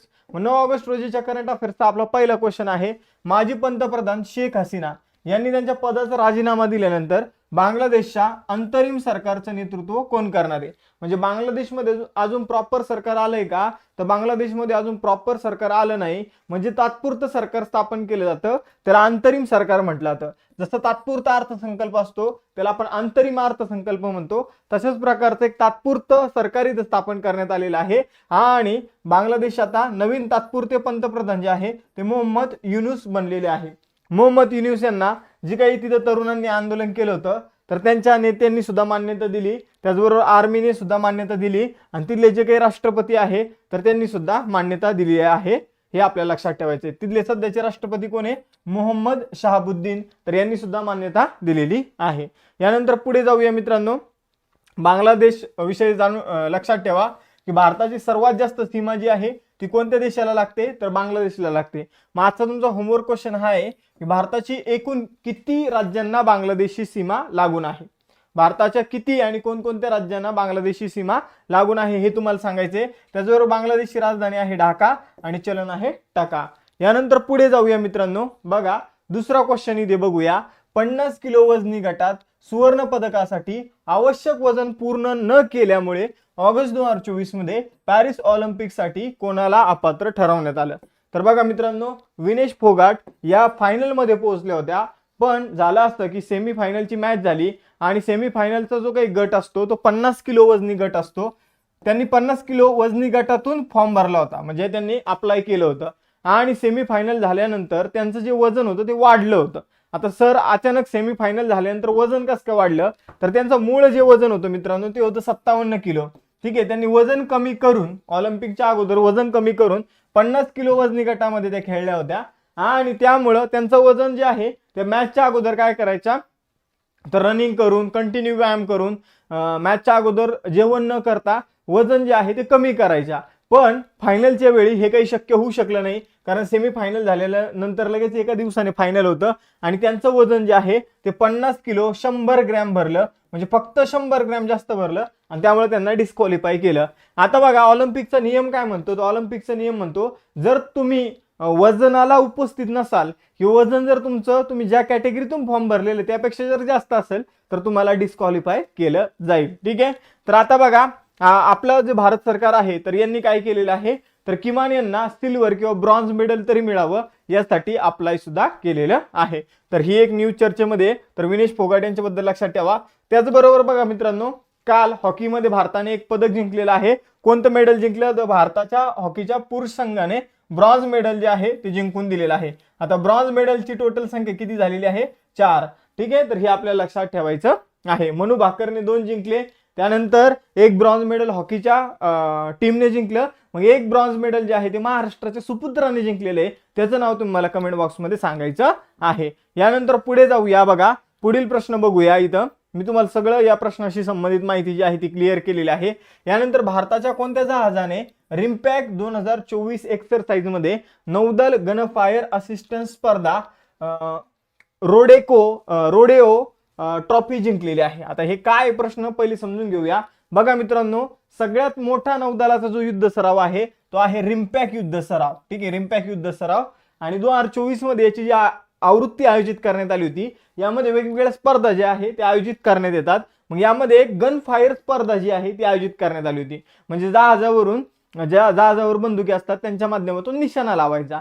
मग ती जी स्पर्धा आहे तिला रोडेओ स्पर्धा, त्याच्यासाठी जो स्पर्धेचा विजेता ठरतो या स्पर्धेचा, गन फायर स्पर्धेचा, त्याच्या विजेत्याला रोडेओ नावाची ट्रॉफी जी आहे ती दिली जाते. मग ही जी ट्रॉफी आहे भारताच्या एका जहाजाने जिंकलेली आहे, त्या जहाजाचं नाव आहे INS शिवालिका. तर हे आपल्याला लक्षात ठेवायचं आहे. तर रिम्पॅक हा युद्ध सराव जो आहे तर तो कधी सुरू झाला होता, 1971 मध्ये. या वर्षीची थीम काय होती, पार्टनर्स इंटिग्रेटेड अँड प्रिपेअर्ड. त्याचबरोबर हा युद्ध सराव किती वर्षांनी होतो, 1 का 2 का 3, तर दर 2 वर्षांनी हा युद्ध सराव आयोजित करण्यात येतो. तर या काही महत्वाच्या गोष्टी ज्या आहेत त्या आपल्याला लक्षात ठेवायच्या. मग हा एक द्विवार्षिक युद्ध सराव असून यावर्षी 29 देशांनी या युद्ध सरावामध्ये भाग घेतला होता. रोडेओ ट्रॉफी कोणी जिंकली, तर INS शिवालिकाने रोडेओ ट्रॉफी जिंकलेली आहे. यानंतर बघा चौथा क्वेश्चन, हिरोशिमा दिवस 2024 मध्ये कधी सेलिब्रेट करण्यात आला. तर हिरोशिमा दिवस जो आहे तो 6 ऑगस्टला सेलिब्रेट करण्यात आला. बघा मित्रांनो, 6 ऑगस्टला काय झालं होतं, तर 6 ऑगस्ट 1945 ला अमेरिकेने जपानवर अणुबॉम्ब टाकला होता. त्या अणुबॉम्बचं नाव काय होतं, लिटल बॉय. तर लिटल बॉय अणुबॉम्ब टाकला आणि मग तिथे लाखो लोकांचा मृत्यू झाला. त्यानंतर परत 3 दिवसानंतर नागासाकी नावाचं जपानचं शहर होतं, त्यावर अमेरिकेने अणुबॉम्ब टाकला. त्याचं नाव काय होतं, तर फॅट बॉय. पहिला जो टाकला होता त्याचं नाव होतं लिटल बॉय, दुसऱ्या अणुबॉम्बचं नाव होतं फॅट बॉय. ठीक आहे, तर फॅटमॅन सुद्धा म्हटलं जातं, तर फॅटमॅन लक्षात ठेवू शकता तुम्ही. तर हे जे 2 अणुबॉम्ब टाकले यामध्ये लाखो लोकांचा मृत्यू झाला आणि अशी घटना पुन्हा होऊ नये म्हणून दरवर्षी 6 ऑगस्टला हिरोशिमा दिवस सेलिब्रेट करण्यात येतो. ठीक आहे, तर हा जो एक दिवस आहे हा मानवतेचा संदेश देणारा दिवस आहे. ठीक आहे, मानवतेला जर तुम्ही विसरला तर काय होऊ शकतं, तर हे या घटनेवरून आपल्याला समजतं 6 ऑगस्ट 1945च्या शांतता आणि मानवतेचा आदर करण्यासाठी हा दिवस जो आहे तो पाळला जातो. यानंतर बघा 5वा क्वेश्चन, एथलेटिक्स मधील पुरुषांच्या 3000 मीटर स्टिपल चेस अंतिम फेरीसाठी पात्र ठरणारा पहिला भारतीय खेळाडू कोण ठरला.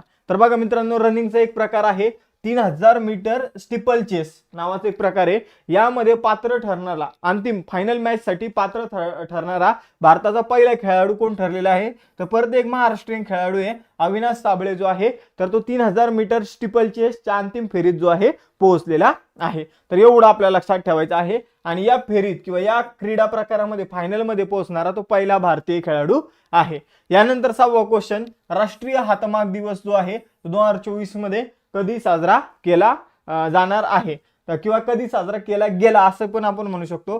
7 ऑगस्टला राष्ट्रीय हातमाग दिवस जो आहे तो सेलिब्रेट करण्यात आलेला आहे. राष्ट्रीय हातमाग दिवसाच्या निमित्ताने विरासत नावाचा, कोणता, विरासत नावाचा 15 दिवसाचं एक प्रदर्शन जे आहे ते भरवण्यात आलं होतं. मग ते प्रदर्शन कुठे भरवण्यात आलं होतं, तर न्यू दिल्ली या ठिकाणी ते प्रदर्शन जे आहे ते आपण भरवलेलं होतं. तर राष्ट्रीय हातमाग दिवसाची थीम काय होती, वेविंग सस्टेनेबल फ्युचर. तर ही थीम होती, हे आपल्याला लक्षात ठेवायचं. यानंतर पुढे जाऊया. बघा 7वा क्वेश्चन, पियुष गोयल यांनी लॉन्च केलेल्या India @ 100 envisioning tomorrow's economic powerhouse. तर हे जे पुस्तक आहे हे कोणत्या लेखकाचं आहे? पुस्तक बघा, India @ 100 envisioning tomorrow's economic powerhouse. तर बघा मित्रांनो, या पुस्तकाचे लेखक आहे के.व्ही. सुब्रमण्यम. हे पुस्तक कोणी लॉन्च केलं असा जर प्रश्न आला तर त्याचं उत्तर येईल पियुष गोयल. ठीक आहे. तर या दोन गोष्टी लक्षात ठेवायच्या की भविष्यात भारताचे जेव्हा स्वातंत्र्याला 100 वर्ष पूर्ण होतील, कधी तर 2047 मध्ये, तर तेव्हा भारत हा पॉवर हाऊस असेल. आणि तो कसा पॉवर हाऊस बनेल तर याबाबतची इन्फॉर्मेशन जी आहे ती या पुस्तकामध्ये देण्यात आलेली आहे. आता या पुस्तकाबाबत एवढंच लक्षात ठेवा. त्यानंतर 8वा क्वेश्चन बघा, ऑगस्ट 2024 मध्ये केंद्र सरकारने आदि चुंचनगिरी आणि चुल्लुनूर हे 2 मोरांचे अभयारण्य म्हणून घोषित केले. मग ते कोणत्या राज्यातील आहे हे आपल्याला या प्रश्नामध्ये विचारलेलं आहे. तर बघा मित्रांनो, हे जे अभयारण्य आहे तर आदि चुंचनगिरी अभयारण्य जे आहे तर ते कर्नाटक मधील आहे आणि चुल्लुनूर अभयारण्य जे आहे मित्रांनो ते केरळ मधील आहे. मग हे 2 अभयारण्य ए आणि बी या 2 देशातील आहे. ठीक आहे, किंवा 1 आणि 2 या 2 देशामधील अभयारण्य आहे. तर यांना अलीकडे मोराच्या अभयारण्याचा दर्जा जो आहे तो देण्यात आलेला आहे. या अभयारण्यामध्ये मोरांची संख्या वाढवण्यासाठी प्रजनन आणि संवर्धन केंद्र जे आहे ते उभारण्यात येणार आहे. तर आदि चुंचनगिरी अभयारण्य मोराचं असणारे, चुल्लुनूर अभयारण्य मोराचं असणारे, चुल्लुनूर केरळमध्ये आणि आदि चुंचनगिरी कर्नाटकमध्ये असणार आहे. तर एवढं आपल्याला लक्षात ठेवायचं. त्यानंतर कर्नाटक आणि केरळ बाबत काही महत्त्वाची इन्फॉर्मेशन जाणून घेऊया. जसं की कर्नाटक आणि केरळची स्थापना एकाच दिवशी 1 नोव्हेंबर 1956 ला करण्यात आली होती. कर्नाटकची राजधानी बेंगलोर तर केरळची राजधानी तिरुअनंतपुरम. कर्नाटकचे मुख्यमंत्री सिद्धरामय्या तर केरळचे मुख्यमंत्री पिनराई विजयन. त्यानंतर कर्नाटकचे राज्यपाल थावरचंद गेहलोत आणि केरळचे राज्यपाल आरिफ मोहम्मद खान. त्यानंतर अलीकडे केरळचं नाव बदलण्यासाठी एक अर्ज करण्यात आला होता केंद्र सरकारकडे. तर केरळचं नाव बदलून काय करण्यात आलं होतं? केरळम. ठीक आहे, तर हा सुद्धा मुद्दा लक्षात ठेवा. त्यानंतर बघा मित्रांनो, आपण कालच्या लेक्चरमध्ये बघितलं होतं की कर्नाटकमध्ये एक नवीन सिटी बनत आहे. म्हणजे त्यामध्ये इनोव्हेशनशी संबंधित, हेल्थशी संबंधित, ठीक आहे, अशा वेगवेगळ्या रिसर्चशी संबंधित वेगवेगळ्या गोष्टी आपल्याला त्या सिटीमध्ये बघायला मिळणार आहे. त्या सिटीचं नाव काय आहे हे तुम्हाला कमेंट बॉक्समध्ये सांगायचं आहे. यानंतर पुढे जाऊया. 9वा क्वेश्चन, 33व्या पॅरिस ऑलिम्पिक 2024 च्या निमित्ताने आपलं जे काही पोस्ट विभाग आहे, भारत सरकारचा जो काही डाक विभाग आहे, त्याने काय केले, एक तिकीट जारी केलेलं आहे. तर त्या तिकिटावर कोणकोणत्या खेळाचं चित्र आहे असा आपल्या समोर प्रश्न आहे. तर बघा मित्रांनो, जे काही तिकीट जाहीर केलेलं आहे भारतीय डाक विभागाने, त्यामध्ये जर आपण बघितलं तर भालाफेक आपल्याला बघायला मिळतो, टेबल टेनिस आपल्याला बघायला मिळतो, त्यानंतर हॉकी जो आहे तर तो आपल्याला बघायला मिळतो, स्विमिंग जो आहे तर तो सुद्धा आपल्याला बघायला मिळतो. ठीक आहे, तर टेबल टेनिस आहे, फील्ड हॉकी आहे, भालाफेक आहे, त्यानंतर स्विमिंग आहे. ठीक आहे, तर इथं सेलिंग नाही, स्विमिंग. ठीक आहे, स्विमिंग. ठीक आहे, स्विमिंग. तर हे सगळे खेळ जे आहे ते आपल्याला या ठिकाणी जे आहे ते बघायला मिळतात. म्हणून वरील पैकी सर्व हे आपलं उत्तर यायला पाहिजे. यानंतर पुढे जाऊया. 10वा क्वेश्चन, ऑगस्ट 2024 मध्ये 5वी ASEAN India trade in goods करार शी संबंधित संयुक्त समितीची बैठक कुठे झाली? तर सिंपल एका वाक्यात समजून सांगतो. बघा, 5वी भारत आणि आसियानची एक बैठक झालेली आहे. कशाशी संबंधित? तर व्यापाराच्या कराराशी संबंधित. मग ही जी बैठक आहे ही झाली बघा जकार्ता, इंडोनेशियामध्ये. तर भारत आणि आसियान या देशांमध्ये एक करार झालेला आहे व्यापाराशी संबंधित. त्याची ही 5वी बैठक होती जी इंडोनेशियामध्ये जकार्ता या ठिकाणी झालेली आहे. बघा मित्रांनो, आसियान हा जो देश आहे तर यामध्ये टोटल सदस्य देश आहे 10. यामध्ये 11वा सदस्य अलीकडे ऍड होणार आहे. ठीक आहे, तर मग त्या सदस्याचं नाव तुम्हाला सांगायचं आहे. नाव जे सुरू होतं, ठीक आहे, 2 शब्द आहे आणि दुसरा शब्द जो आहे तो टी पासून सुरू होतो. हा मी तुम्हाला एक क्लू देतो. तर बघा मित्रांनो, आसियान जी संस्था आहे 8 ऑगस्ट 1967 ला स्थापना झाली. मुख्यालय आहे जकार्ता, इंडोनेशियामध्ये. इथं प्रधान सचिवचं नाव लक्षात ठेवायचं, काओ किम हॉन. आणि कोणते 10 देश आहे तर ब्रुनेई, त्यानंतर बर्मा म्हणजे Myanmar, Cambodia, Indonesia, Laos, Malaysia, Philippines, Singapore, Thailand, Vietnam हे 10 देश आपल्याला बघायला मिळतात. 11व्या देशाचं नाव तुम्ही सांगणार आहे. भारताने या संघटनेशी संबंधित, आसियानशी संबंधित कोणती पॉलिसी सुरू केलेली आहे? तर भारताने पहिले लुक ईस्ट नावाची पॉलिसी सुरू केली होती. ठीक आहे, काँग्रेसच्या काळात कोणती पॉलिसी होती तर लुक ईस्ट. नंतर बीजेपीच्या काळात ऍक्ट ईस्ट पॉलिसी जी आहे, ऍक्ट ईस्ट पॉलिसी ही सुरू करण्यात आलेली आहे. तर या लुक ईस्ट किंवा ऍक्ट ईस्ट पॉलिसी कोणाशी संबंधित आहे तर आसियान या संस्थेशी संबंधित किंवा त्यामध्ये असलेल्या देशाशी संबंधित आहे. यानंतर 11वा क्वेश्चन, तिसऱ्या voice of global south summit 2024 कोणता देश आयोजित करेल. तर बघा तिसरी जी आहे समिट कोणती लक्षात ठेवा, voice of the global south summit. तर या समिटचं आयोजन भारत करणार आहे आणि याचे अध्यक्षपद जे आहे ते पंतप्रधान नरेंद्र मोदी भूषवणार आहे, एवढंच लक्षात ठेवा. यानंतर पुढे जाऊया. बघा भारतीय वायुसेनेने ऑगस्ट 2024 मध्ये कोणत्या प्रकारच्या क्षेपणास्त्राच्या निर्मितीसाठी मान्यता दिली. तर बघा भारतीय वायुसेनेने अस्त्र मार्क 1 हे जे काही क्षेपणास्त्र आहे, हवेतून हवेमध्ये मारा करणारे हे क्षेपणास्त्र आहे, याच्या निर्मितीला मान्यता दिली. आणि आता याची निर्मिती कोणामार्फत केली जाणार आहे तर DRDO मार्फत याची निर्मिती केली जाणार आहे. डेव्हलपमेंट रिसर्च, बघा DRDOचं फुल फॉर्म एक्झॅक्टली आता मला पण लक्षात येईना. ठीक आहे, तर defence research and development organisation असा याचा फुल फॉर्म आहे. ठीक आहे, तर अस्त्र मार्क 1 चे जे क्षेपणास्त्र आहे तर त्याची निर्मितीला आता वायुसेनेने मान्यता दिलेली आहे. मग आता हे जे काही क्षेपणास्त्र आहे ते भारताच्या कोणत्या विमानामध्ये बसवण्यात येणार आहे तर सुखोई 30 MKI नावाचं विमान आहे आणि LCA तेजस नावाचं जे विमान आहे त्यामध्ये हे क्षेपणास्त्र बसवण्यात येणार आहे. भारतीय हवाई दलाबाबत सांगायचं झालं तर 8 ऑक्टोबर 1932 ला भारतीय हवाई दलाची स्थापना करण्यात आली. मुख्यालय आहे नवी दिल्ली आणि अध्यक्ष आहे विवेक राम चौधरी. त्यानंतर 13वा क्वेश्चन बघा, राष्ट्रीय महिला आयोगाने सायबर गुन्ह्यांना सामोरे जाण्यासाठी डिजिटल शक्ती केंद्र कुठे सुरू केलेलं आहे. तर बघा मित्रांनो, राष्ट्रीय महिला आयोगाच्या अध्यक्ष कोण आहे रेखा शर्मा. त्यांनी काय केलेलं आहे तर सायबर गुन्हे जे होतात महिलांशी संबंधित तर त्याला रोखण्यासाठी डिजिटल शक्ती केंद्र जे आहे, सायबर गुन्ह्याला सायबर प्रकारे तोंड देण्यासाठी डिजिटल शक्ती केंद्र नवी दिल्ली या ठिकाणी सुरू केलेलं आहे. इम्पॉर्टंट क्वेश्चन आहे बघा, लक्षात ठेवायचं आहे. तर रेखा शर्मा यांच्या हस्ते या डिजिटल शक्ती केंद्राचं अलीकडे उद्घाटन करण्यात आलेलं आहे. महिलांना लक्ष करणाऱ्या सायबर गुन्ह्याबद्दल जागरूकता वाढवणं आणि तक्रारी नोंदवणं हे त्याचं काम असणार आहे आणि त्या तक्रारीचं निराकरण करणं हे सुद्धा त्याचं काम असणार आहे. आता राष्ट्रीय महिला आयोग जाणून घेऊया याबद्दल. जानेवारी 1992 मध्ये स्थापना करण्यात आली. मुख्यालय नवी दिल्ली या ठिकाणी आहे. त्यानंतर या महिला आयोगाशी संबंधित मंत्री कोण आहे, महिला आणि बालविकास मंत्री तर अन्नपूर्णा देवी. आणि या राष्ट्रीय महिला आयोगाच्या अध्यक्ष कोण आहे रेखा शर्मा. तर हे आपल्याला लक्षात ठेवायचं. यानंतर 14वा क्वेश्चन बघूया. भारताने ऑगस्ट 2024 मध्ये आपला पहिला GI टॅग असलेला अंजिराचा रस, अंजीरचं ज्यूस कोणत्या देशाला निर्यात करून मोठे यश मिळवलेलं आहे.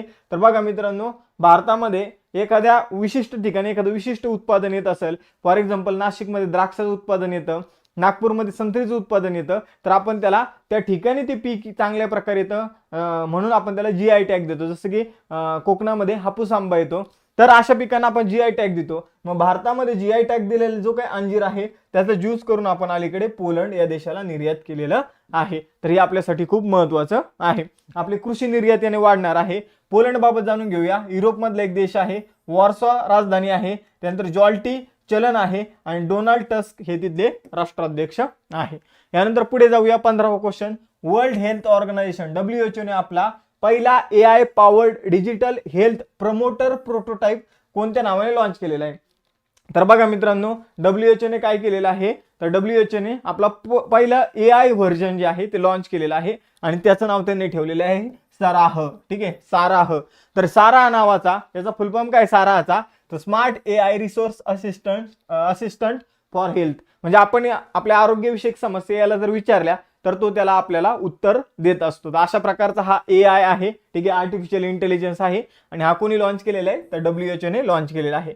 बघा मित्रांनो, WHO ची स्थापना 7 एप्रिल 1948 ला झाली. मुख्यालय आहे जिनिव्हा स्वित्झर्लंड आणि महासंचालक आहे टेड्रोस अधेनॉम घेब्रेयेसस. मित्रांनो, आज आपण 10 ऑगस्ट रोजीचा करंट अफेअर्सचा अभ्यास करणार आहोत. बघा, यातील पहिला प्रश्न आहे, केंद्रीय सूक्ष्म लघु आणि मध्यम उद्योग मंत्रालयाच्या अंतर्गत खादी आणि ग्राम उद्योग आयोग, ठीक आहे KVIC, खादी आणि ग्राम उद्योग आयोग जो आहे तर त्याचे नवीन CEO म्हणून, नवीन अध्यक्ष म्हणून कोणाची नियुक्ती करण्यात आलेली आहे. तर बघा मित्रांनो, खादी आणि ग्राम उद्योग आयोगाचे नवीन CEO नवीन अध्यक्ष वात्सल्य सक्सेना हे बनले आहे. तर बघा वात्सल्य सक्सेना जे आहे तर ते माजी IRS अधिकारी आहे, ते 1994च्या बॅचचे IRS अधिकारी आहे. एवढं आपल्याला लक्षात ठेवायचं. बघा मग इथं खादी आणि ग्रामोद्योग मंत्रालय जे आहे तर खादी आणि ग्रामोद्योग आयोग जो आहे तो कोणत्या मंत्रालयाअंतर्गत येतो असाही प्रश्न आला तर त्याचं उत्तर द्यायचं केंद्रीय सूक्ष्म लघु आणि मध्यम उद्योग मंत्रालय. ठीक आहे, याला MSME मंत्रालय म्हणून सुद्धा ओळखलं जातं, मायक्रो स्मॉल मीडियम एंटरप्राइजेस. ठीक आहे, MSME म्हणून सुद्धा ओळखलं जातं. तर असंही तुम्ही लक्षात ठेवू शकता. त्यानंतर खादी आणि ग्रामोद्योग आयोग जो आहे तर तो 1957ला स्थापन करण्यात आला होता. याचं मुख्यालय मुंबई या ठिकाणी आहे आणि याविषयी मंत्रालय आहे MSME शॉर्टकट. यानंतर पुढे जाऊया. दुसरा क्वेश्चन, ऑगस्ट 2024 मध्ये पॅरिस ऑलिम्पिक मध्ये 50 किलो फ्री स्टाईल कुस्तीच्या अंतिम फेरीत अपात्र ठरल्यानंतर कुस्तीतून निवृत्ती घेण्याची घोषणा कोणी केलेली आहे? तर आपण कालच्याच लेक्चरमध्ये बघितलं होतं, विनेश फोगाट यांचं वजन 100 ग्रॅम जास्त असल्यामुळे काय करण्यात आलं होतं तर त्यांना अपात्र म्हणून घोषित करण्यात आलं होतं फायनल मॅच खेळण्यासाठी. तर त्यांनी आता काय केलेलं आहे, निवृत्तीची घोषणा केलेली आहे. ते एवढं आपल्याला लक्षात ठेवायचं आहे. यानंतर पुढे जाऊया. बघा मित्रांनो, पुढील क्वेश्चन घेऊया, कारण ऑलरेडी आपण काल याविषयी माहिती बघितली होती, का डिस्क्वालिफाय केलं का नाही. फक्त आपल्याला एवढं लक्षात ठेवायचं आहे की ज्या विनेश फोगाट आहे ते कोणत्या वजनी गटात खेळत होत्या, 50 किलो वजनी गटात खेळत होत्या आणि त्यांनी सेमीफायनलच्या मॅचमध्ये क्युबाची एक स्टार रेसलर म्हणजे जी जगात नंबर 1 रँकिंगला आहे युस्नेलिस गुझमन लोपेज हिचा पराभव केला होता. एवढं आपल्याला लक्षात ठेवायचं आहे. विनेश फोगाट कुठली आहे तर हरियाणा राज्याची आहे. यानंतर तिसरा क्वेश्चन आहे, कर्मचारी राज्य विमा महामंडळाचे महासंचालक म्हणून कोणाची नियुक्ती करण्यात आलेली आहे? तर बघा मित्रांनो, कर्मचारी राज्य विमा महामंडळाचे महासंचालक म्हणून नियुक्ती करण्यात आलेली इथं अशोक कुमार सिंह यांची. तर बघा अशोक कुमार सिंह जे आहे तर त्यांची केंद्रीय श्रम आणि रोजगार मंत्रालयाच्या अंतर्गत जो काही कर्मचारी राज्य विमा महामंडळ आहे, कर्मचारी राज्य जे विमा महामंडळ आहे तर त्याचे अध्यक्ष म्हणून, त्याचे महासंचालक म्हणून अशोक कुमार सिंह यांची नियुक्ती करण्यात आलेली आहे. बघा असे खूप सारे संस्था आहे त्याच्या अध्यक्ष आता सगळेच लक्षात ठेवायचे का असं तुम्हाला प्रश्न पडत असेल तर तुम्हाला फक्त ही डेली सिरीज करायची. या डेली सिरीज मधून तुमच्या हळूहळू अध्यक्ष जे आहे ते पाठ होऊन जाणार आहे. तर कर्मचारी राज्य विमा महामंडळाचे अध्यक्ष कोण आहे तर अशोक कुमार सिंह हे बनले आहे. ते माजी IAS अधिकारी आहे. बघा केरळ केडर त्यांना मिळालं होतं आणि 1999च्या बॅचचे ते IAS अधिकारी आहे. यानंतर पुढे जाऊया. कर्मचारी राज्य विमा महामंडळ जे आहे याची स्थापना 24 फेब्रुवारी 1952 रोजी करण्यात आली. याचं मुख्यालय नवी दिल्ली या ठिकाणी आहे आणि आपण जर बघितलं तर याविषयीचं मंत्रालय आहे श्रम आणि रोजगार मंत्रालय. यानंतर चौथा क्वेश्चन आहे तुमच्या समोर, ऑगस्ट 2024 मध्ये भारत आणि कोणत्या देशादरम्यान उदार शक्ती युद्ध अभ्यास जो आहे तर 2024चं आयोजन करण्यात आलं होतं. तर उदार शक्ती युद्ध अभ्यास 2024चं आयोजन भारत आणि मलेशिया या देशादरम्यान करण्यात आलं होतं. बघा मित्रांनो, भारत आणि मलेशिया दरम्यान हा जो युद्ध सराव आहे हा कुठे झालेला आहे तर हा युद्ध सराव मलेशियामध्ये कुआंतन या ठिकाणी झालेला आहे. हा युद्ध सराव कोणाचा आहे तर हा युद्ध सराव हवाई दलाचा आहे. तर काय काय मेन गोष्टी लक्षात ठेवायची युद्ध सराव विषयी तर हे मी तुम्हाला सांगतो. पहिला पॉइंट, युद्ध सराव कोणत्या 2 देशादरम्यान होतो तर इथं मलेशिया आणि भारत. दुसरा पॉइंट, हा युद्ध सराव कशाचा आहे तर युद्ध सराव हवाई दलाचा आहे. त्यानंतर हा जो युद्ध सराव आहे मित्रांनो तर तो कुठे आयोजित करण्यात आला तर मलेशिया कुआंतन या ठिकाणी तो आयोजित करण्यात आलेला होता. तर एवढं आपल्याला लक्षात ठेवायचंय. या स्पेसिफिक गोष्टी असतात आणि यावरच क्वेश्चन विचारला जातो, याच्या बाहेर क्वेश्चन जात नाही. युद्ध सराव कोणादरम्यान होतो, कुठे झालेला आहे आणि त्याचबरोबर बघा मित्रांनो तो कशाचा आहे, हवाई दल, नौदल, तटरक्षक दल, ठीक आहे, लष्कर. तर यावर आपल्याला प्रश्न नेहमी विचारला जातो युद्ध सरावांवर. बघा मलेशियाविषयी जाणून घेऊया. क्वालालंपूर त्याची राजधानी आहे, आपल्या आशिया खंडातच आहे मलेशिया. मलेशियन रिंगीट जे आहे ते तिथलं चलन आहे आणि अनवर इब्राहिम पंतप्रधान आहे. यानंतर भारतीय हवाई दलाविषयी जाणून घेऊया. 8 ऑक्टोबर 1932 ला स्थापना, मुख्यालय नवी दिल्ली या ठिकाणी आणि विवेक राम चौधरी जे आहे ते आपल्या हवाई दलाचे सध्या जे काही एअर मार्शल म्हणूया आपण किंवा सगळ्यात जी टॉपची पोझिशन आहे तर ते सध्या त्या पोझिशनवर आहे विवेक राम चौधरी. तर हे आपल्याला लक्षात ठेवायचे. यानंतर पुढे जाऊया. PMO म्हणजे पंतप्रधानांचं जे काही ऑफिस असतं, प्राईम मिनिस्टर ऑफिस, तर PMO मध्ये अतिरिक्त सचिव म्हणून कोणाची नियुक्ती करण्यात आलेली आहे तर बघा मित्रांनो PMO मध्ये अतिरिक्त सचिव म्हणून अमित सिंग नेगी यांची नियुक्ती करण्यात आलेली आहे. तर बघा हे सुद्धा एक IAS अधिकारी आहे. अमित सिंग नेगी यांची PMO मध्ये म्हणजेच प्राईम मिनिस्टर ऑफिस मध्ये अतिरिक्त सचिव म्हणून नियुक्ती करण्यात आलेली आहे. ते 1999चे बॅचचे ते IAS अधिकारी आहे, हे लक्षात ठेवा. त्यांना उत्तराखंड हे केडर जे आहे ते मिळालं होतं. त्यांनी या अगोदर जे काही अर्थ मंत्रालय आहे, आपली फायनान्स मिनिस्ट्री आहे, तर त्यामध्ये सुद्धा एक सहसचिव म्हणून सेक्रेटरी म्हणून काम केलेलं आहे. बघा भारताचं जे काही पंतप्रधानांचं कार्यालय आहे, PMO ऑफिस जे आहे ते कुठं आहे, तर ते नवी दिल्ली या ठिकाणी आहे. आणि जर तुम्हाला एक्झॅक्ट लोकेशन विचारलं तर रायसीना हिल्स, ठीक आहे, रायसीना हिल्स या ठिकाणी आपल्याला PMO ऑफिस बघायला मिळतं नवी दिल्ली या ठिकाणी. याची स्थापना कधी झाली होती? 1947 ला. यानंतर बघा 6वा क्वेश्चन, राष्ट्रीय भालाफेक दिन 2024 मध्ये कधी साजरा करण्यात आला? तर राष्ट्रीय भालाफेक दिन 2024 मध्ये 7 ऑगस्ट रोजी साजरा करण्यात आला. तर बघा मित्रांनो, 7 ऑगस्ट 2021 रोजी टोकियो ऑलिम्पिक झालं होतं आणि या टोकियो ऑलिम्पिक मध्ये भारताने गोल्ड मेडल जिंकलं होतं. भारताचा जो काही स्टार प्लेयर आहे नीरज चोप्राने, तर नीरज चोप्राने टोकियो ऑलिम्पिक मध्ये भारताला गोल्ड मेडल जिंकून दिलं होतं आणि त्याच्या स्मरणार्थ 7 ऑगस्ट हा जो दिवस आहे हा राष्ट्रीय भालाफेक दिवस म्हणून सेलिब्रेट करण्यात येतो. मग तुमचा आजचा होमवर्क क्वेश्चन हा आहे की जे काही सध्या पॅरिस ऑलिम्पिक चालू आहे, तर पॅरिस ऑलिम्पिक मध्ये भारताने भालाफेक मध्ये कोणतं मेडल जिंकलं आणि जे सुवर्ण पदक आहे तर ते कोणत्या देशाला मिळालं, ही सगळी इन्फॉर्मेशन तुम्हाला आजच्या होमवर्क क्वेश्चन मध्ये द्यायची आहे. ठीक आहे, तर कमेंट बॉक्समध्ये तुम्हाला त्याचं उत्तर द्यायचं आहे.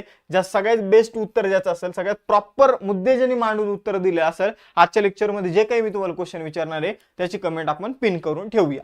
यानंतर पुढे जाऊया. 7वा क्वेश्चन, कोणत्या देशाने G60 हा मेगा उपग्रह यशस्वीपणे प्रक्षेपित केला? तर हे मेगा उपग्रह जे आहे तर टोटल 18 उपग्रहाचा एक आपण म्हणूया सेटच होता. G60 नावाचे उपग्रह 18, तर ते अलीकडे कुणी प्रक्षेपित केले? तर चायनाने प्रक्षेपित केले. तर बघा मित्रांनो, तुम्ही ऐकलं असेल की जे काही एलोन मस्क आहे तर त्यांचा एक प्रोजेक्ट आहे, स्पेस एक्स नावाने त्यांची एक कंपनी आहे आणि त्या कंपनीने एक प्रोजेक्ट सुरू केलेला आहे. तर प्रोजेक्टचं नाव आहे स्टारलिंक. ठीक आहे, स्टारलिंक प्रोजेक्ट असा आहे मित्रांनो, यामध्ये अवकाशामध्ये हजारो उपग्रह, हजारो सॅटेलाइट जे आहे ते सोडले जाणार आहे आणि या सॅटेलाइटच्या माध्यमातून मित्रांनो इंटरनेट जे आहे ते प्रोव्हाइड केले जाणार आहे. सध्या जे इंटरनेट आहे ते जमिनीवर टॉवर उभे केले जातात आणि त्यांच्या माध्यमातून इंटरनेट प्रोव्हाइड केले जातं. पण आता एलॉन मस्क यांचा प्लॅन असा आहे की आपण स्टारलिंक प्रोजेक्ट मार्फत सॅटेलाइटच्या माध्यमातून इंटरनेट जे आहे ते प्रोव्हाइड करू. मग याला चॅलेंज देण्यासाठी चायनाने सुद्धा त्यांचा एक प्रोजेक्ट सुरू केलेला आहे आणि त्या अंतर्गत ते जे काही उपग्रह अवकाशात सोडत आहे त्या उपग्रहांचं नाव आहे G60. ठीक आहे, तर हा मुद्दा आपल्याला लक्षात ठेवायचा आहे. याचं उत्तर काय असणार आहे? चीन असणार आहे. ठीक आहे, तर चीनने टोटल 18 जे काही उपग्रह आहे तर ते अवकाशामध्ये सोडलेले आहे. अवकाशामध्ये लोअर अर्थ ऑर्बिट मध्ये सोडलेले. आता लोअर अर्थ ऑर्बिट काय आहे? तर पृथ्वीपासून सगळ्यात जवळ जी कक्षा आहे तिला लोअर अर्थ ऑर्बिट म्हटलं जातं, जी पृथ्वीपासून एक 300 ते 400 किलोमीटर पर्यंत आहे. ठीक आहे, हे मुद्दा आपल्याला लक्षात ठेवायचा आहे. यानंतर बघा मित्रांनो, या उपग्रहांचा उद्देश काय असणार आहे? ते इंटरनेट प्रोव्हाइड करणं हाच उद्देश असणार आहे जो स्टारलिंकचा आहे तो. मग हे उपग्रह चायनाचा कोणत्या रॉकेटने प्रक्षेपित करण्यात आले? तर चायनाचं एक रॉकेट लक्षात ठेवा, लॉंग मार्च. ठीक आहे, तर लॉंग मार्च नावाचं रॉकेट कोणाचं आहे? तर चायनाचं आहे. आणि असे 14,000हून अधिक उपग्रह जे आहे चायना येत्या काळामध्ये हवेमध्ये प्रक्षेपित करणार आहे. हवेमध्ये म्हणजे अंतराळामध्ये प्रक्षेपित करणार आहे. यानंतर 8व्या क्वेश्चन कडे जाऊया. भारतासोबत संशोधन आणि सांस्कृतिक सहकार्यासाठी मैत्री अनुदान कोणी जाहीर केलेले?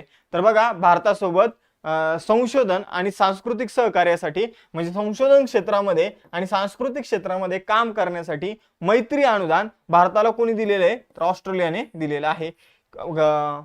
मैत्री अनुदानाचा उद्देश काय असं जर तुम्हाला विचारलं तर संशोधन आणि सांस्कृतिक सहकार्य हा याचा उद्देश आहे. तर ऑस्ट्रेलिया आणि भारत मिळून जे काही संशोधन आणि सांस्कृतिक भागीदारीवर काम करत आहे आणि त्यासाठी ऑस्ट्रेलियाने भारताला मैत्री अनुदान जे आहे ते जाहीर केलेलं आहे. बघा, ऑस्ट्रेलिया जो आहे तो ओशनिया या भागात येतो. आता ओशनिया काय आहे? तर ऑस्ट्रेलिया आणि ऑस्ट्रेलियाच्या आजूबाजूचे देश जे आहे त्याला ओशनिया म्हटलं जातं, ज्यामध्ये ऑस्ट्रेलिया येतो, न्यूझीलंड येतो, फिजी हे देश ओशनिया या भागात येतात. तर ऑस्ट्रेलिया स्वतः एक खंड सुद्धा आहे.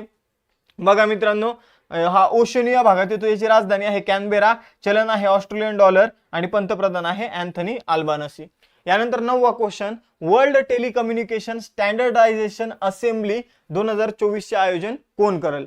तर बघा, वर्ल्ड टेलिकम्युनिकेशन स्टँडर्डायझेशन असेंब्ली 2024 चे आयोजन भारत करणार आहे. बघा मित्रांनो, भारत या जागतिक दूरसंचार मानकीकरण असेंब्ली, ठीक आहे, किंवा आपण याला वर्ल्ड टेलिकम्युनिकेशन स्टँडर्डायझेशन असेंब्लीचं आयोजन जे आहे ते भारतात केले जाणार आहे. कधी केले जाणार आहे तर 15 ते 24 ऑगस्ट या दरम्यान केले जाणार आहे.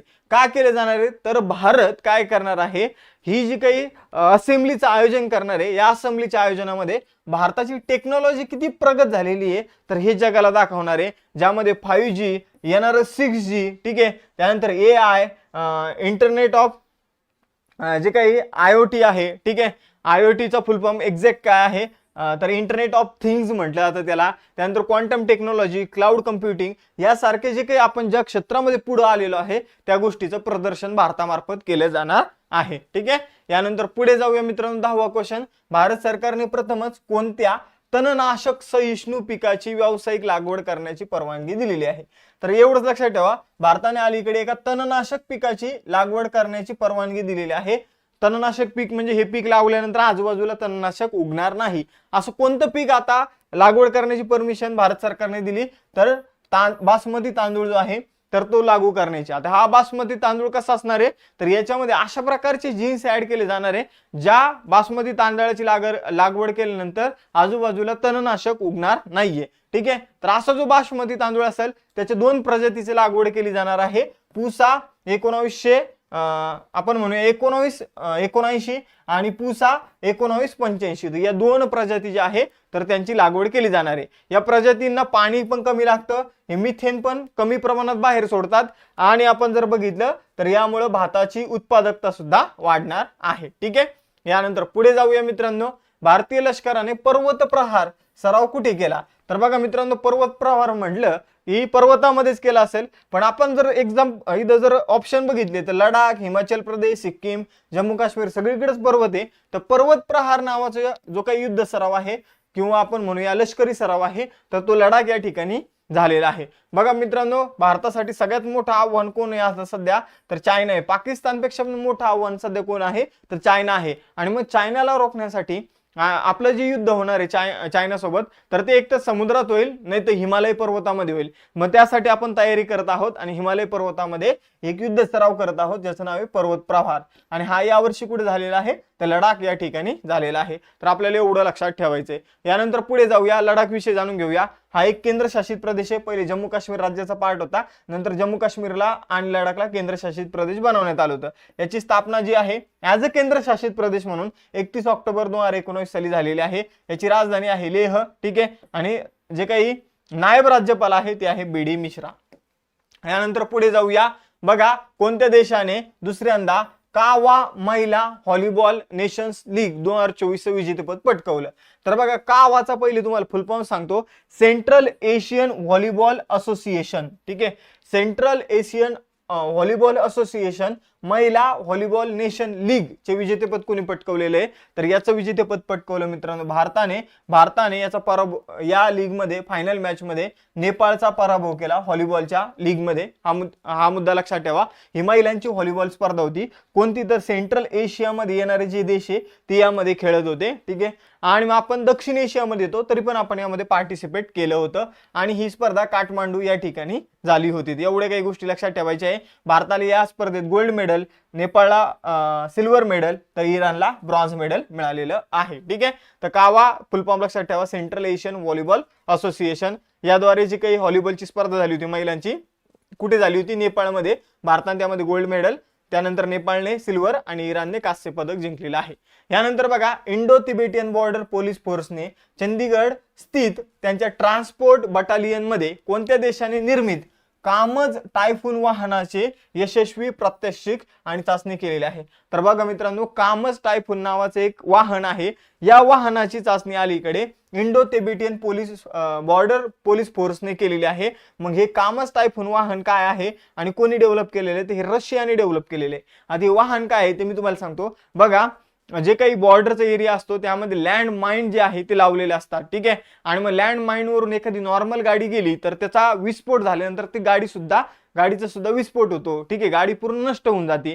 पण रशियाने एक अशी गाडी बनवलेली जिचं नाव आहे कामच टायफून वाहन, ठीक आहे. तर हिला काही फरक पडत नाही. हिचा जर आपण वेग बघितलं तर 100 किलोमीटर प्रति तास एवढा हिचा वेग आहे आणि एकदा इंधन भरलं की 1000 किलोमीटर पर्यंत इझी जाऊ शकते. तर अशा प्रकारची एक बेस्ट गाडी आहे आणि हिची चाचणी चंदीगड या ठिकाणी इंडो तिबेटियन बॉर्डर पोलीस फोर्सने केलेली आहे आणि ही गाडी कुणी बनवलेली आहे तर रशियाने बनवलेली आहे. तर कामच टायफून वाहन लक्षात ठेवा, ठीक आहे. तर कामच 53949 टायफून के नावाचं जे काही वाहन आहे, म्हणजे हे ट्रक टाईप आहे, 4x4 माइन रेजिस्टन्स अँबिश प्रोटेक्टेड वाहन आहे. म्हणजे माइन्स ज्या जमिनीच्या आतमध्ये ठेवलेल्या असतात तर त्याने याला काही फरक पडत नाही. यानंतर पुढे जाऊया बघा मित्रांनो, मी तुम्हाला त्याचा वेग आणि किती किलोमीटर पर्यंत जाऊ शकते हे तुम्हाला सांगितलेलं आहे. रशियाबद्दल जाणून घेऊया. रशियाची राजधानी मॉस्को. त्यानंतर रशिया जगातील क्षेत्रफळानुसार सगळ्यात मोठा देश आहे, ठीक आहे. युरोप आणि आशिया दोन खंडामध्ये येतो. आपण जर बघितलं तर इथलं चलन आहे रुबल, अध्यक्ष आहे व्लादिमीर पुतिन आणि पंतप्रधान आहे मिखाईल मिशुस्टिन. त्यानंतर 14वा question, real estate consultancy Knight फ्रँकने प्रसिद्ध केलेल्या अहवालानुसार कोणते भारतीय शहर घरासाठी सर्वात परवडणारे भारतीय शहर आहे. म्हणजे आपण जर आता एखाद्या भारतीय शहरामध्ये गेलो घर विकत घेण्यासाठी तर सगळ्यात चांगला रेट कोणत्या शहरामध्ये आपल्याला मिळेल तर ते शहर आहे मित्रांनो अहमदाबाद. कोणतं आहे? अहमदाबाद. अहमदाबादमध्ये जर तुम्ही एखादं घर घेतलं, ठीक आहे, आणि समजून घ्या तुमचा पगार आहे 1,00,000 रुपये, तर तुम्ही 21,000 रुपयाचा काय करू शकता? EMI करू शकता. एक एक्झाम्पल घेऊन सांगतो, ठीक आहे. 21,000 तुमचे EMI जातील आणि जवळपास 20 वर्षामध्ये ते घर तुमचं होऊन जाईल. पण तेच जर तुम्ही पुणे किंवा आजूबाजूच्या शहरांमध्ये जर बघितलं, पुण्यामध्ये जवळपास 24,000 रुपये तुम्हाला EMI करावं लागेल. मुंबईसारख्या शहरांमध्ये 50,000वर तो EMI चालला जाईल. म्हणजे इथं जर बघितलं घर विकत घेण्यासाठी सगळ्यात परवडणारं शहर कोणतं आहे तर ते आहे अहमदाबाद. हा रिपोर्ट कोणी दिला? रिअल इस्टेट कन्सल्टन्सीने, ठीक आहे. तर हा रिपोर्ट दिलेला आहे, हे आपल्याला लक्षात ठेवायचं आहे. नाईट फ्रँक नावाची संस्था आहे, ठीक आहे. रिअल इस्टेट कन्सल्टन्सी नाईट फ्रँकने प्रसिद्ध केलेल्या अहवालानुसार मी ही माहिती तुम्हाला सांगत आहे. यानंतर पुढे जाऊया मित्रांनो, बघा गुजरात विषय जाणून घेऊया. महाराष्ट्रासोबतच स्थापना झाली 1 मे 1960. राजधानी आहे गांधीनगर, मुख्यमंत्री आहे भूपेंद्र पटेल आणि राज्यपाल आहे आचार्य देवव्रत. त्यानंतर 15वा क्वेश्चन, कोणत्या राज्याने स्थानिक स्वराज्य संस्थांच्या निवडणुका लढवणाऱ्या व्यक्तीसाठी 2 अपत्याचं जे काही धोरण आहे ते रद्द केलं? तर बघा मित्रांनो, पहिले अशी एक तरतूद होती, म्हणजे आता ही बऱ्याचशा राज्यांमध्ये तरतूद आहे की जर 2 अपत्याच्या वर अपत्य असतील तर स्थानिक स्वराज्य संस्थेची निवडणूक लढवता येणार नाही. तर ही जी तरतूद आहे ही अलीकडे आंध्र प्रदेशने रद्द केलेली आहे. आपल्या देशाचा प्रजनन दर जर बघितला तर 2.1 आहे. म्हणजे 10 जोडपं जर घेतलं त्यांनी 21 मुलं आज आपल्याला बघायला मिळतात भारतामध्ये. पण आंध्र प्रदेशमध्ये जर बघितलं तर हा जनन दर फक्त 1.5 आहे. म्हणजे 10 जोडप्यांना 15च मुलं आहे, ठीक आहे, 15च मुलं आहे. काहींना 1 काहींना 2. म्हणजे आंध्र प्रदेशमध्ये प्रजनन दर जो आहे तो घटत चाललेला आहे आणि खूपच कमी होत चाललेला आहे. त्यामुळे आंध्र प्रदेश सरकारने हा निर्णय घेतलेला आहे. यानंतर मित्रांनो बघा, तुम्हाला जे काही क्वेश्चन विचारले त्याचे उत्तर द्यायचे. आंध्र प्रदेशची स्थापना 1 नोव्हेंबर 1956 मध्ये करण्यात आली. राजधानी अमरावती. त्यानंतर राज्यपाल आहे अब्दुल नजीर आणि मुख्यमंत्री आहे एन चंद्रबाबू नायडू. आज आपण 11 ऑगस्टचं जे काही चालू घडामोडी आहे तर त्यांचा अभ्यास करणार आहोत. तर 11 ऑगस्टच्या चालू घडामोडीचा जो काही पहिला क्वेश्चन आहे तो आहे, नीरज चोप्राने पॅरिस ऑलिम्पिक 2024 मध्ये पुरुषांच्या भालाफेक स्पर्धेच्या अंतिम फेरीत 89.45 मीटरच्या सर्वोत्तम थ्रोसह कोणतं पदक जिंकलं? तर बघा मित्रांनो, नीरज चोप्राने जे काही फायनल होतं तर फायनलमध्ये जे काही थ्रो फेकायचे होते त्यामध्ये बेस्ट त्याने कामगिरी केली होती, 89.45 मीटर, आणि त्यामध्ये त्याने रौप्य पदक सिल्वर मेडल जिंकलेलं आहे. मग आता बघा मित्रांनो, सुवर्ण पदक कुणी जिंकलं तर पाकिस्तानचा एक प्लेयर होता अर्शद नदीम. याने तब्बल 92.97 मीटर भाला फेकून याने गोल्ड मेडल जिंकलेलं आहे, सुवर्ण पदक जिंकलेलं आहे. बघा मित्रांनो, हा जो 92.97 मीटर त्याने जे भाला फेकला हे अजून इम्पॉर्टंट का होऊन जातं, कारण त्याने ऑलिम्पिक मध्ये जॅव्हलिन थ्रोचा रेकॉर्ड जो आहे तो तोडलेला आहे, भाला फेकचा रेकॉर्ड त्याने तोडलेला आहे. त्यामुळे हे मोस्ट इम्पॉर्टंट गोष्ट आहे. त्याने 2 वेळा फायनल मॅच मध्ये 90 पेक्षा जास्त थ्रो केला होता. एवढी महत्वाची गोष्ट आहे, त्यामुळे तुम्हाला लक्षात ठेवायचे. त्यानंतर नीरज चोप्राला काय म्हणून ओळखलं जातं तर नीरज चोप्राला गोल्डन बॉय म्हणून ओळखलं जातं. या अगोदर जे काही टोकियो ऑलिम्पिक झालं होतं त्यामध्ये त्याने भारताला सुवर्ण पदक जिंकून दिलं होतं आणि याही वेळी त्याने भारताला रौप्य पदक जे आहे ते जिंकून दिलेलं आहे. यानंतर ऑगस्ट 2024 मध्ये ट्युनिशियाचे नवे पंतप्रधान म्हणून कोणाची नियुक्ती करण्यात आली? तर बघा मित्रांनो, ऑगस्ट 2024 मध्ये ट्युनिशिया या देशाचे, एक आफ्रिका खंडातील देश आहे, याचे नवीन पंतप्रधान बनलेले आहे कामेल मादौरी. तर बघा, कामेल मादौरी यांनी कोणाची जागा घेतलेली आहे? तर यांनी अहमद हचानी यांची जागा घेतलेली आहे. तर तिथले जे राष्ट्रपती आहे कैस सईद यांनी काय केलं, अहमद हचानी यांना त्यांच्या पदावरून काढून टाकलं आणि तिथले जे काही सामाजिक व्यवहार मंत्री होते कामेल मादौरी, तर यांना नवीन पंतप्रधान बनवलेलं आहे. हे आपल्याला लक्षात ठेवायचे. यानंतर पुढे जाऊया. ट्युनिशिया आफ्रिका खंडातील एक देश आहे, राजधानी आहे ट्युनिस, त्यानंतर चलन आहे ट्युनिशियन दिनार आणि अध्यक्ष आहे कैस सईद. यानंतर पुढे जाऊया मित्रांनो, तिसरा क्वेश्चन. 2024 मध्ये ईज ऑफ डुईंग बिझनेस रिपोर्टच्या जागी बी रेडी हा नवीन अहवाल कोण जारी करल? तर बघा मित्रांनो, ईज ऑफ डुईंग बिझनेस मध्ये आपल्याला परीक्षेमध्ये प्रश्न विचारलेला आहे. राज्यसेवा असू द्या, कंबाईन असू द्या किंवा इतर कोणत्या महाराष्ट्रात होणारी परीक्षा असू द्या, त्यामध्ये वेळोवेळी क्वेश्चन येऊन गेलेला आहे. आणि मध्यंतरी 2019 पासून ईज ऑफ डुईंग बिझनेसचा जो काही रिपोर्ट आहे तो येणं बंद झालं होतं आणि हा रिपोर्ट कोणाकडून प्रकाशित केला जायचा? जागतिक बँक. आणि आता जागतिक बँक जी आहे ती ईज ऑफ डुईंग बिझनेस सारखाच एक रिपोर्ट जो आहे, म्हणजे याचा अपडेटेड व्हर्जन जे आहे बी रेडी या नावाने एक रिपोर्ट जाहीर करणार आहे. आता हे रिपोर्ट काय आहे मित्रांनो, हे तुम्हाला समजून सांगतो. एखाद्या देशामध्ये बिझनेस करण्यासाठी वातावरण कसं आहे, म्हणजे जर तुम्ही बिझनेस सुरू करता तर सरकार तुम्हाला पायाभूत सुविधा देतं का, सरकार तुमच्यावर किती टॅक्स लावतं, या सगळ्या गोष्टी या रिपोर्टमध्ये मांडलेल्या असतात आणि त्यानुसार देशांना रँकिंग दिली जाते. तर ईज ऑफ डुईंग बिझनेस या रिपोर्टची जागा कोणी घेतली? तर बी रेडी रिपोर्टने घेतलेली आहे. कोणामार्फत दिलं जाणार आहे? जागतिक बँकेमार्फत दिलं जाणार आहे. ऑक्टोबर 2024 मध्ये हा बी रेडीचा पहिला रिपोर्ट जो आहे तो प्रकाशित केला जाणार आहे. कधी? 3 ऑक्टोबरला. तर हे आपल्याला लक्षात ठेवायचं. यानंतर पुढे जाऊया. बघा, यामध्ये 10 विषयांवर लक्ष केंद्रित केले जाणार आहे की एखाद्या देशामध्ये व्यवसाय स्थापन करण्यावर किती बंधन आहे, व्यवसायाचं स्थान कसं असतं. त्यानंतर जर बघितलं तर वेगवेगळ्या गोष्टी, जसं की आंतरराष्ट्रीय व्यापार करता येतो का, कर किती आकारला जातो, वित्तीय सेवांच्या बाबतीत काय परिस्थिती, ते असे वेगवेगळे मुद्दे आहे इथं. आणि त्या मुद्द्याचा अभ्यास करून या रिपोर्टमध्ये जी काही रँकिंग आहे देशानुसार ठरवली जाते. बघा मित्रांनो, हा रिपोर्ट जागतिक बँक देणार आहे, जिची स्थापना 7 जुलै 1944 ला झाली होती. हिचं मुख्यालय वॉशिंग्टन DC अमेरिकेमध्ये आहे आणि अध्यक्ष लक्षात ठेवा कोण आहे? अजय बंगा. यानंतर चौथा क्वेश्चन तुमच्या समोर आहे. बायोकेमिस्ट्री क्षेत्रातील त्यांच्या महत्वपूर्ण योगदानाबद्दल प्रथम विज्ञान रत्न पुरस्कार 2024 साठी कोणाची निवड झालेली आहे? तर बघा मित्रांनो, भारत सरकारने आता एक नवीन पुरस्कार सुरू केलेला आहे, विज्ञान रत्न पुरस्कार. विज्ञान रत्न पुरस्कार science and tech and innovation, म्हणजे ज्याला आपण मराठीमध्ये विज्ञान, तंत्रज्ञान आणि नवोन्मेषण असं आपण त्याला मराठीमध्ये म्हणतो, आपण इंग्रजीमध्येच लक्षात ठेवू. सायन्स, टेक अँड इनोव्हेशन या क्षेत्रामध्ये चांगली कामगिरी करणाऱ्या व्यक्तींना हा विज्ञान रत्न पुरस्कार देण्यात येणार आहे. मग तब्बल 33 व्यक्तींना हा पुरस्कार देण्यात आलेला आहे, ज्यामध्ये मोस्ट इम्पॉर्टंट व्यक्ती आहे मित्रांनो इथं गोविंदराज पद्मनाभन. ठीक आहे, तर यांना हा पहिला पुरस्कार जो आहे तो जाहीर झालेला आहे. यांच्यासोबत इतरही बाकी 32 जण आहे. ठीक आहे, पण त्यांच्यामध्ये सगळ्यात मेन कोण आहे? तर गोविंदराजन पद्मनाभन हे आपल्यासाठी सगळ्यात जास्त महत्वाचे आहे.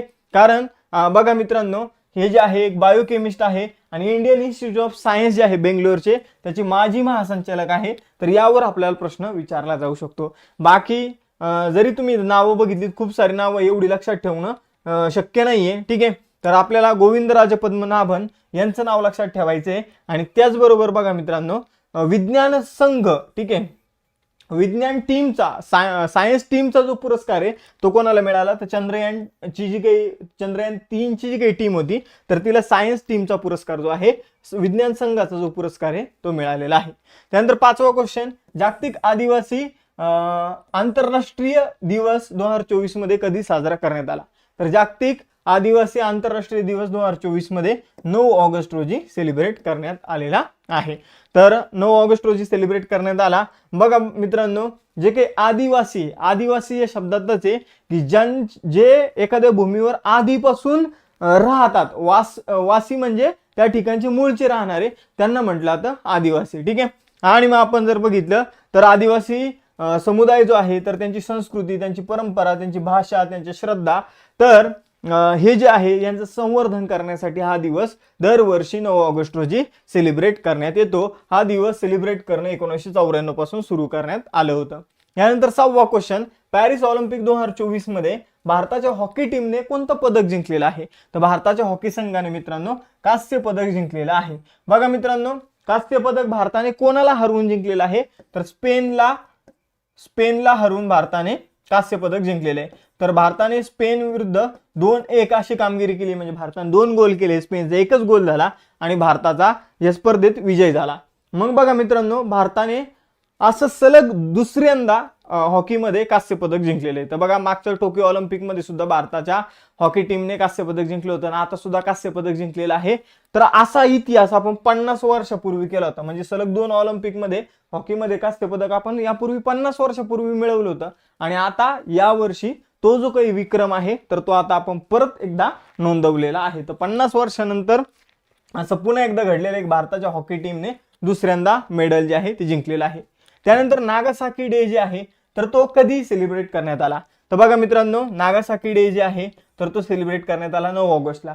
तर 9 ऑगस्ट रोजी अमेरिकेने नागासाकी या ठिकाणी एक अणुबॉम्ब टाकला होता आणि त्या अणुबॉम्ब टाकल्यानंतर लाखो लोकांचा नागासाकी या शहरामध्ये मृत्यू झाला होता. जो अणुबॉम्ब तिथे टाकण्यात आला होता त्याचं नाव होतं फॅट मॅन. ठीक आहे. आणि या अगोदर जर आपण बघितलं तर 6 ऑगस्ट रोजी हिरोशिमा या ठिकाणी अणुबॉम्ब टाकण्यात आला होता, त्याचं नाव होतं लिटल बॉय. तर हे दोन्ही दिवस जे आहे तर युद्धाचे परिणाम काय आहे? ठीक आहे. आणि आपण शांतता ठेवली पाहिजे, युद्ध टाळलं पाहिजे, शांततेचं वातावरण वाढवलं पाहिजे. तर यासाठी हे दोन्ही दिवस जे आहे ते सेलिब्रेट करण्यात येतात. ठीक आहे. यानंतर 8वा क्वेश्चन आपण बघू इथं. इंडियन स्पेस रिसर्च ऑर्गनायझेशनने कोणत्या रॉकेटने आपला पृथ्वी निरीक्षण उपग्रह 08 म्हणजे अर्थ ऑब्झर्वेशन सॅटेलाइट 08 जो आहे तर त्याचं प्रक्षेपण केलेलं आहे?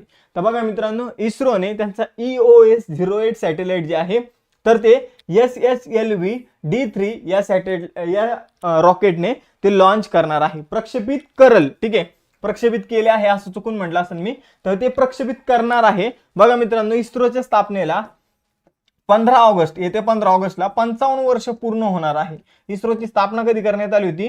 तर 15 ऑगस्ट 1969 ला इस्रोची स्थापना करण्यात आली होती आणि मग 15 ऑगस्ट याच दिवसाची निवड करण्यात आलेली आहे आणि याच दिवशी जो काही अर्थ ऑब्झर्वेशन सॅटेलाइट 8 आहे तर त्याचं प्रक्षेपण जे आहे तर ते केलं जाणार आहे. यासाठी SSLV D3 या रॉकेटचा उपयोग जो आहे तो केला जाणार आहे. बघा मित्रांनो, आपण पहिले फक्त GSLV आणि PSLV हे दोनच रॉकेट यूज करायचो, पण समजून घ्या की हे मोठाले रॉकेट आहे आणि आपल्याला जर उपग्रह जो आहे तो समजून घ्या पृथ्वीपासून जवळ जर एक 400-500 किलोमीटर पर्यंत जर सोडायचं असेल तर मग आपल्याला मोठे रॉकेट यूज करावं लागायचे.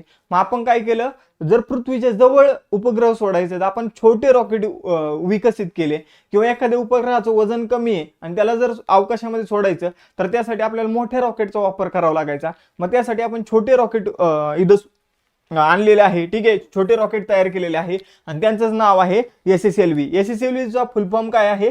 तर small satellite launching vehicle. Small satellite launching vehicle. तर हे आपल्याला लक्षात ठेवायचं आहे. SSLV D3 लक्षात ठेवा, D3. यानंतर पुढे जाऊया. बघा, आता हा अर्थ ऑब्झर्वेशन सॅटेलाइट काय करणार आहे तर पृथ्वीचे एकदम चांगले इमेज कॅप्चर करून देणारे, दिवस असू द्या, रात्र असू द्या, ढगाळ वातावरण असू द्या किंवा पाऊस असू द्या. यानंतर पुढे जाऊया आणि याचा उपयोग जो आहे तो आपल्या भारताचा चांगला मॅप बनवण्यासाठी आणि दुश्मन देशाच्या जे काही प्रदेश आहे त्यावर लक्ष ठेवण्यासाठी होणार आहे. यानंतर पुढे जाऊया. इस्रोची स्थापना मी तुम्हाला सांगितली 15 ऑगस्ट 1969. इस्रोचं मुख्यालय बेंगलोर या ठिकाणी आहे आणि सध्याचे अध्यक्ष एस सोमनाथ. यानंतर 9वा क्वेश्चन आहे तुमच्या समोर. ऑगस्ट 2024 मध्ये कोणत्या राज्याचे माजी मुख्यमंत्री बुद्धदेव भट्टाचार्य यांचे वयाच्या 80व्या वर्षी निधन झालं? तर ते होते मित्रांनो पश्चिम बंगालचे मुख्यमंत्री, ज्यांचं 80 वर्ष निधन झालं. पश्चिम बंगालमध्ये ते साल 2000 पासून 2011 पर्यंत ते मुख्यमंत्री म्हणून होते आणि त्यांचं आता अलीकडे निधन झालेलं आहे.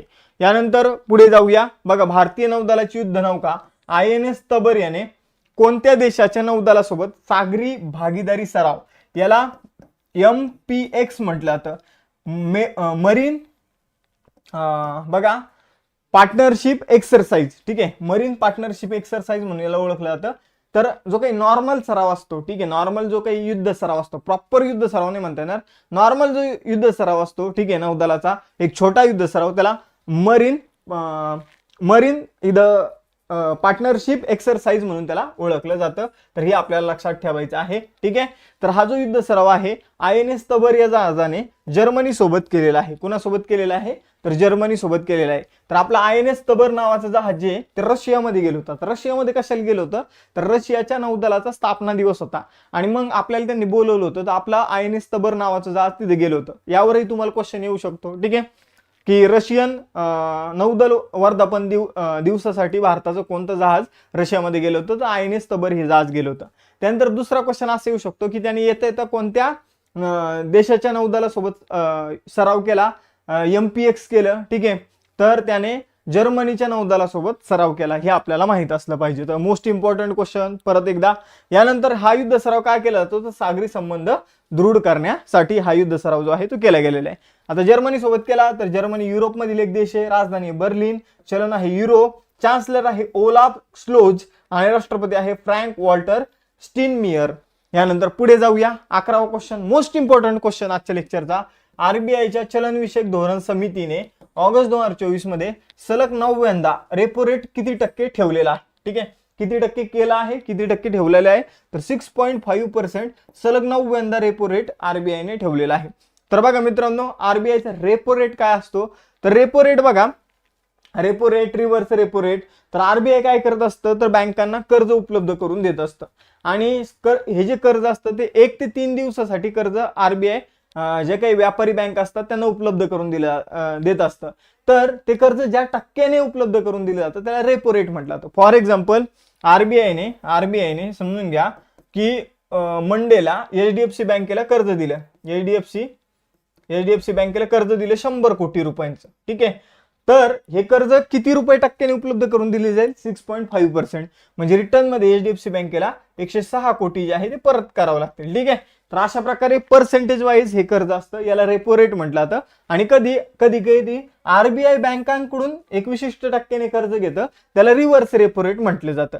तर हा जो रेपो रेट असणार आहे तो 6.5% असणार आहे आणि सलग 9व्यांदा आपण हाच ठेवलेला आहे. हे आपल्याला लक्षात ठेवायचं आहे.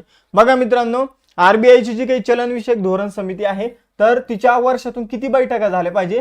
तर तिच्या वर्षातून 4 बैठका झाल्या पाहिजे आणि ती repo rate, reverse repo rate, SLR, CRR हे ठरवण्याचं काम करत असते. मग आता मी तुम्हाला इथं मेन टर्म सांगून देतो. रेपो रेट सांगितलं की RBI ज्या दराने बँकांना कर्ज देते त्याला रेपो रेट म्हटलं जातं.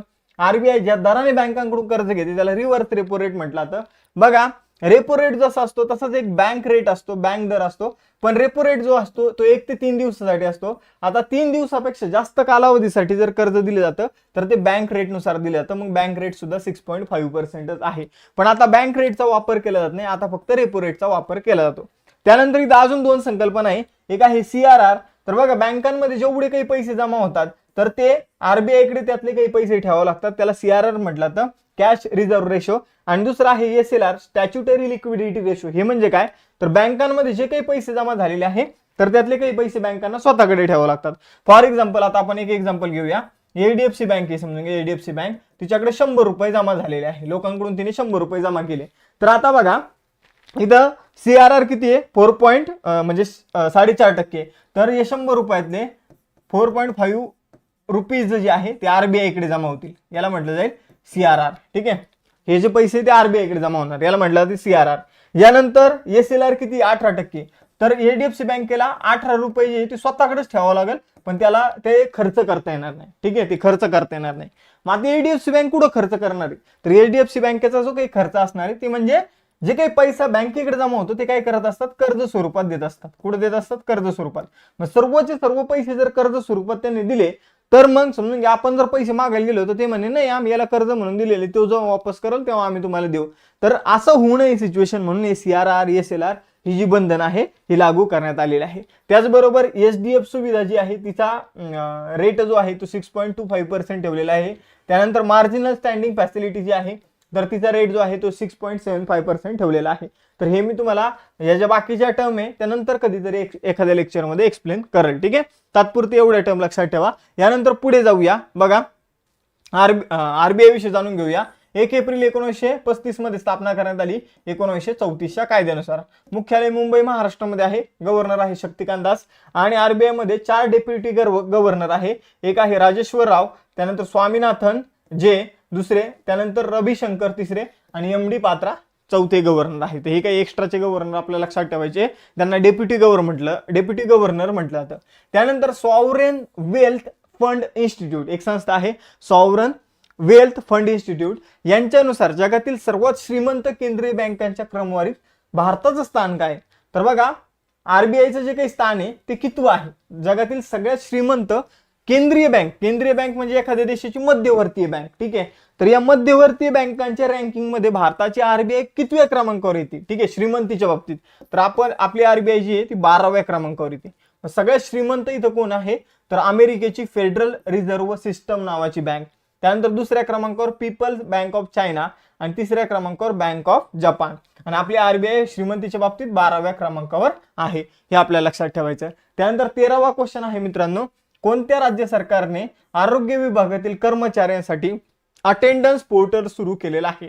तर बघा मित्रांनो, झारखंड राज्याने काय केलेलं आहे? तर आरोग्य विभागातील कर्मचाऱ्यांसाठी अटेंडन्स पोर्टल जे आहे ते सुरू केलेलं आहे. तर झारखंडचे जे मुख्यमंत्री आहे हेमंत सोरेन, त्यांनी हा जो निर्णय जो आहे तर तो घेतलेला आहे की आरोग्य विभागातील कर्मचारी खरंच उपस्थित राहतात की नाही हे याच्या माध्यमातून चेक केलं जाणार आहे. आणि हे एक रिअल टाइम हजेरी असणार आहे. इथं कोणी किती वाजता लॉग इन केलं, कोण किती वाजता उपस्थित झालं, हे सगळं आपल्याला बघायला मिळणार आहे. त्यानंतर झारखंडची स्थापना 15 नोव्हेंबर 2000 साली करण्यात आली होती. कोणत्या राज्यामधून झारखंडची निर्मिती करण्यात आली? हे मी पाठीमागे खूप वेळा सांगितलं, आता तुम्हाला कमेंट बॉक्समध्ये उत्तर द्यायचे. झारखंडची राजधानी आहे रांची, मुख्यमंत्री आहे हेमंत सोरेन आणि राज्यपाल आहे संतोष गंगवार. यानंतर 14वा क्वेश्चन, कोणत्या राज्य सरकारने 5 लाख रोजगारांच्या संधी निर्माण करण्यासाठी लॉजिस्टिक पॉलिसी 2024 मंजूर केलेली आहे? तर बघा मित्रांनो, लॉजिस्टिक पॉलिसी 2024 कोणी मंजूर केली? तर महाराष्ट्र सरकारने मंजूर केलेली आहे.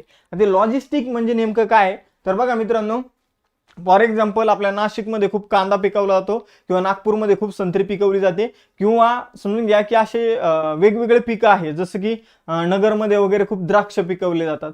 तर ही जी काही पिकं पिकवली जाणार आहे, तर समजून घ्या कांदा पिकवला गेला, कांद्याला आपल्याला निर्यात करायचं, थोडक्यात दुसऱ्या देशाला अमेरिकेला पाठवायचं, ठीक आहे.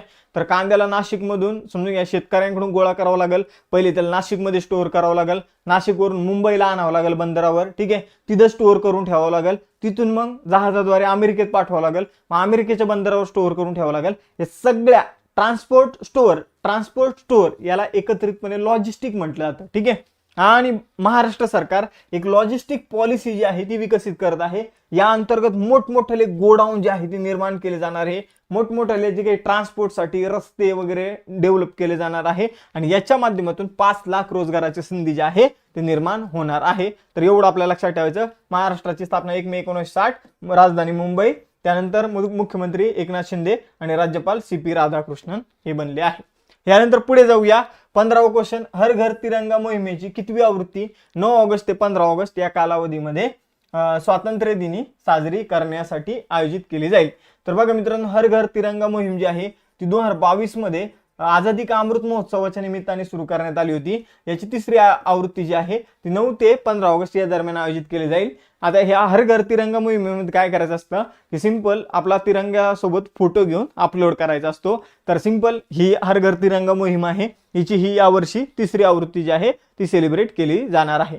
आता आजच्या लेक्चरचं तुम्हाला टेस्ट क्वेश्चन इथं आहे की इंडियन स्पेस रिसर्च ऑर्गनायझेशनने म्हणजे इस्रोने कोणत्या रॉकेटने आपला EOS अर्थ ऑब्झर्वेशन सॅटेलाइट पृथ्वी निरीक्षण उपग्रह 08 जो आहे तर तो प्रक्षेपित करेल? तर कोणत्या रॉकेटचा इथं वापर केला जाणार आहे, कधी प्रक्षेपण होणार आहे, तर हे तुम्हाला सांगायचंय. बघा मित्रांनो, आजचं लेक्चर आवडलं असेल तर लेक्चरला नक्की लाईक करा, चॅनलला सबस्क्राईब करा आणि लेक्चरला जास्तीत जास्त मित्रांपर्यंत शेअर करायला विसरू नका. बघा, आपली कंबाईनची प्रतिज्ञा बॅच जी आहे ती सुरू आहे. तुम्हाला जर मी शिकवलेलं आवडत असेल तर 100% तुम्ही ही बॅच जॉईन करा. तुम्हाला 100% जे काही 100 क्वेश्चन असतात तर 100 पैकी 50 क्वेश्चन तुमच्या बॅच मध्ये कव्हर होईल. मी 100ची तुम्हाला सांगत नाही की कव्हर होईल, मी प्रॅक्टिकली बोलणारा व्यक्ती आहे. तर तुम्हाला मी असं सांगू शकतो की 100 पैकी 50 क्वेश्चन तर 100% कव्हर होऊन जातील आणि अशा प्रकारे कव्हर होईल की तुम्हाला ते बेसिक अंडरस्टँडिंग जे आहे त्या 50 क्वेश्चन बाबत ती निर्माण होऊन जाईल. जर तुम्ही सिली मिस्टेक केले नाही तर जे 50 क्वेश्चन कव्हर झालेले ते 50च्या 50 तुम्ही सोडू शकता. आणि आपला रेकॉर्डच आहे जवळपास कंबाईन मध्ये दरवर्षी आपले एक 50 प्लस क्वेश्चन जे आहे 65 60 दरवर्षी आलेले आहे. तुम्ही यापूर्वी आम्ही प्रूफ सहित व्हिडिओ टाकलेले, अगदी युपीएससीच्या पेपरमध्ये आलेले प्रूफ सहित व्हिडिओ टाकलेले तुम्ही ते बघू शकता. त्याचबरोबर राज्यसेवेसाठी 1 मंथ रिव्हिजन बॅच आहे. त्यानंतर बघा आपल्या इकॉनॉमिक्सच्या नोट्स आता तुम्हाला उद्या उपलब्ध होऊन जाणार आहे. त्याचबरोबर बघा राज्यघटनेच्या नोट्स जे आहे तर ते तुम्हाला ऑलरेडी उपलब्ध झालेले आहे. जर तुम्ही डाउनलोड केले नसेल तर डाउनलोड करा. PDF डाउनलोड तुम्ही करू शकता, त्याची झेरॉक्स काढू शकता. त्याचबरोबर फाउंडेशन बॅच आपले सुरू आहे, ज्याचे लाईव्ह लेक्चर सध्या सुरू आहे. ठीक आहे. आणि त्याचबरोबर NCERT बॅच मराठी माध्यमातून उपलब्ध आहे. लवकरच तुम्हाला स्टेट बोर्ड बॅच सुद्धा उपलब्ध होऊन जाईल. सगळ्या बॅच अभ्यास मित्र ऍप्लिकेशनमध्ये असणार आहे. त्याचबरोबर आपलं टेलिग्राम चॅनल, इन्स्टाचं पेज सुद्धा आहे, यांना फॉलो करायला विसरू नका. व्हिडिओ जर आवडला असेल तर परत एकदा सांगतो, लाईक करा, शेअर करा आणि चॅनलला सबस्क्राईब करायला विसरू नका. चलो बाय बाय एव्हरीवन. जय हिंद. Have a nice day.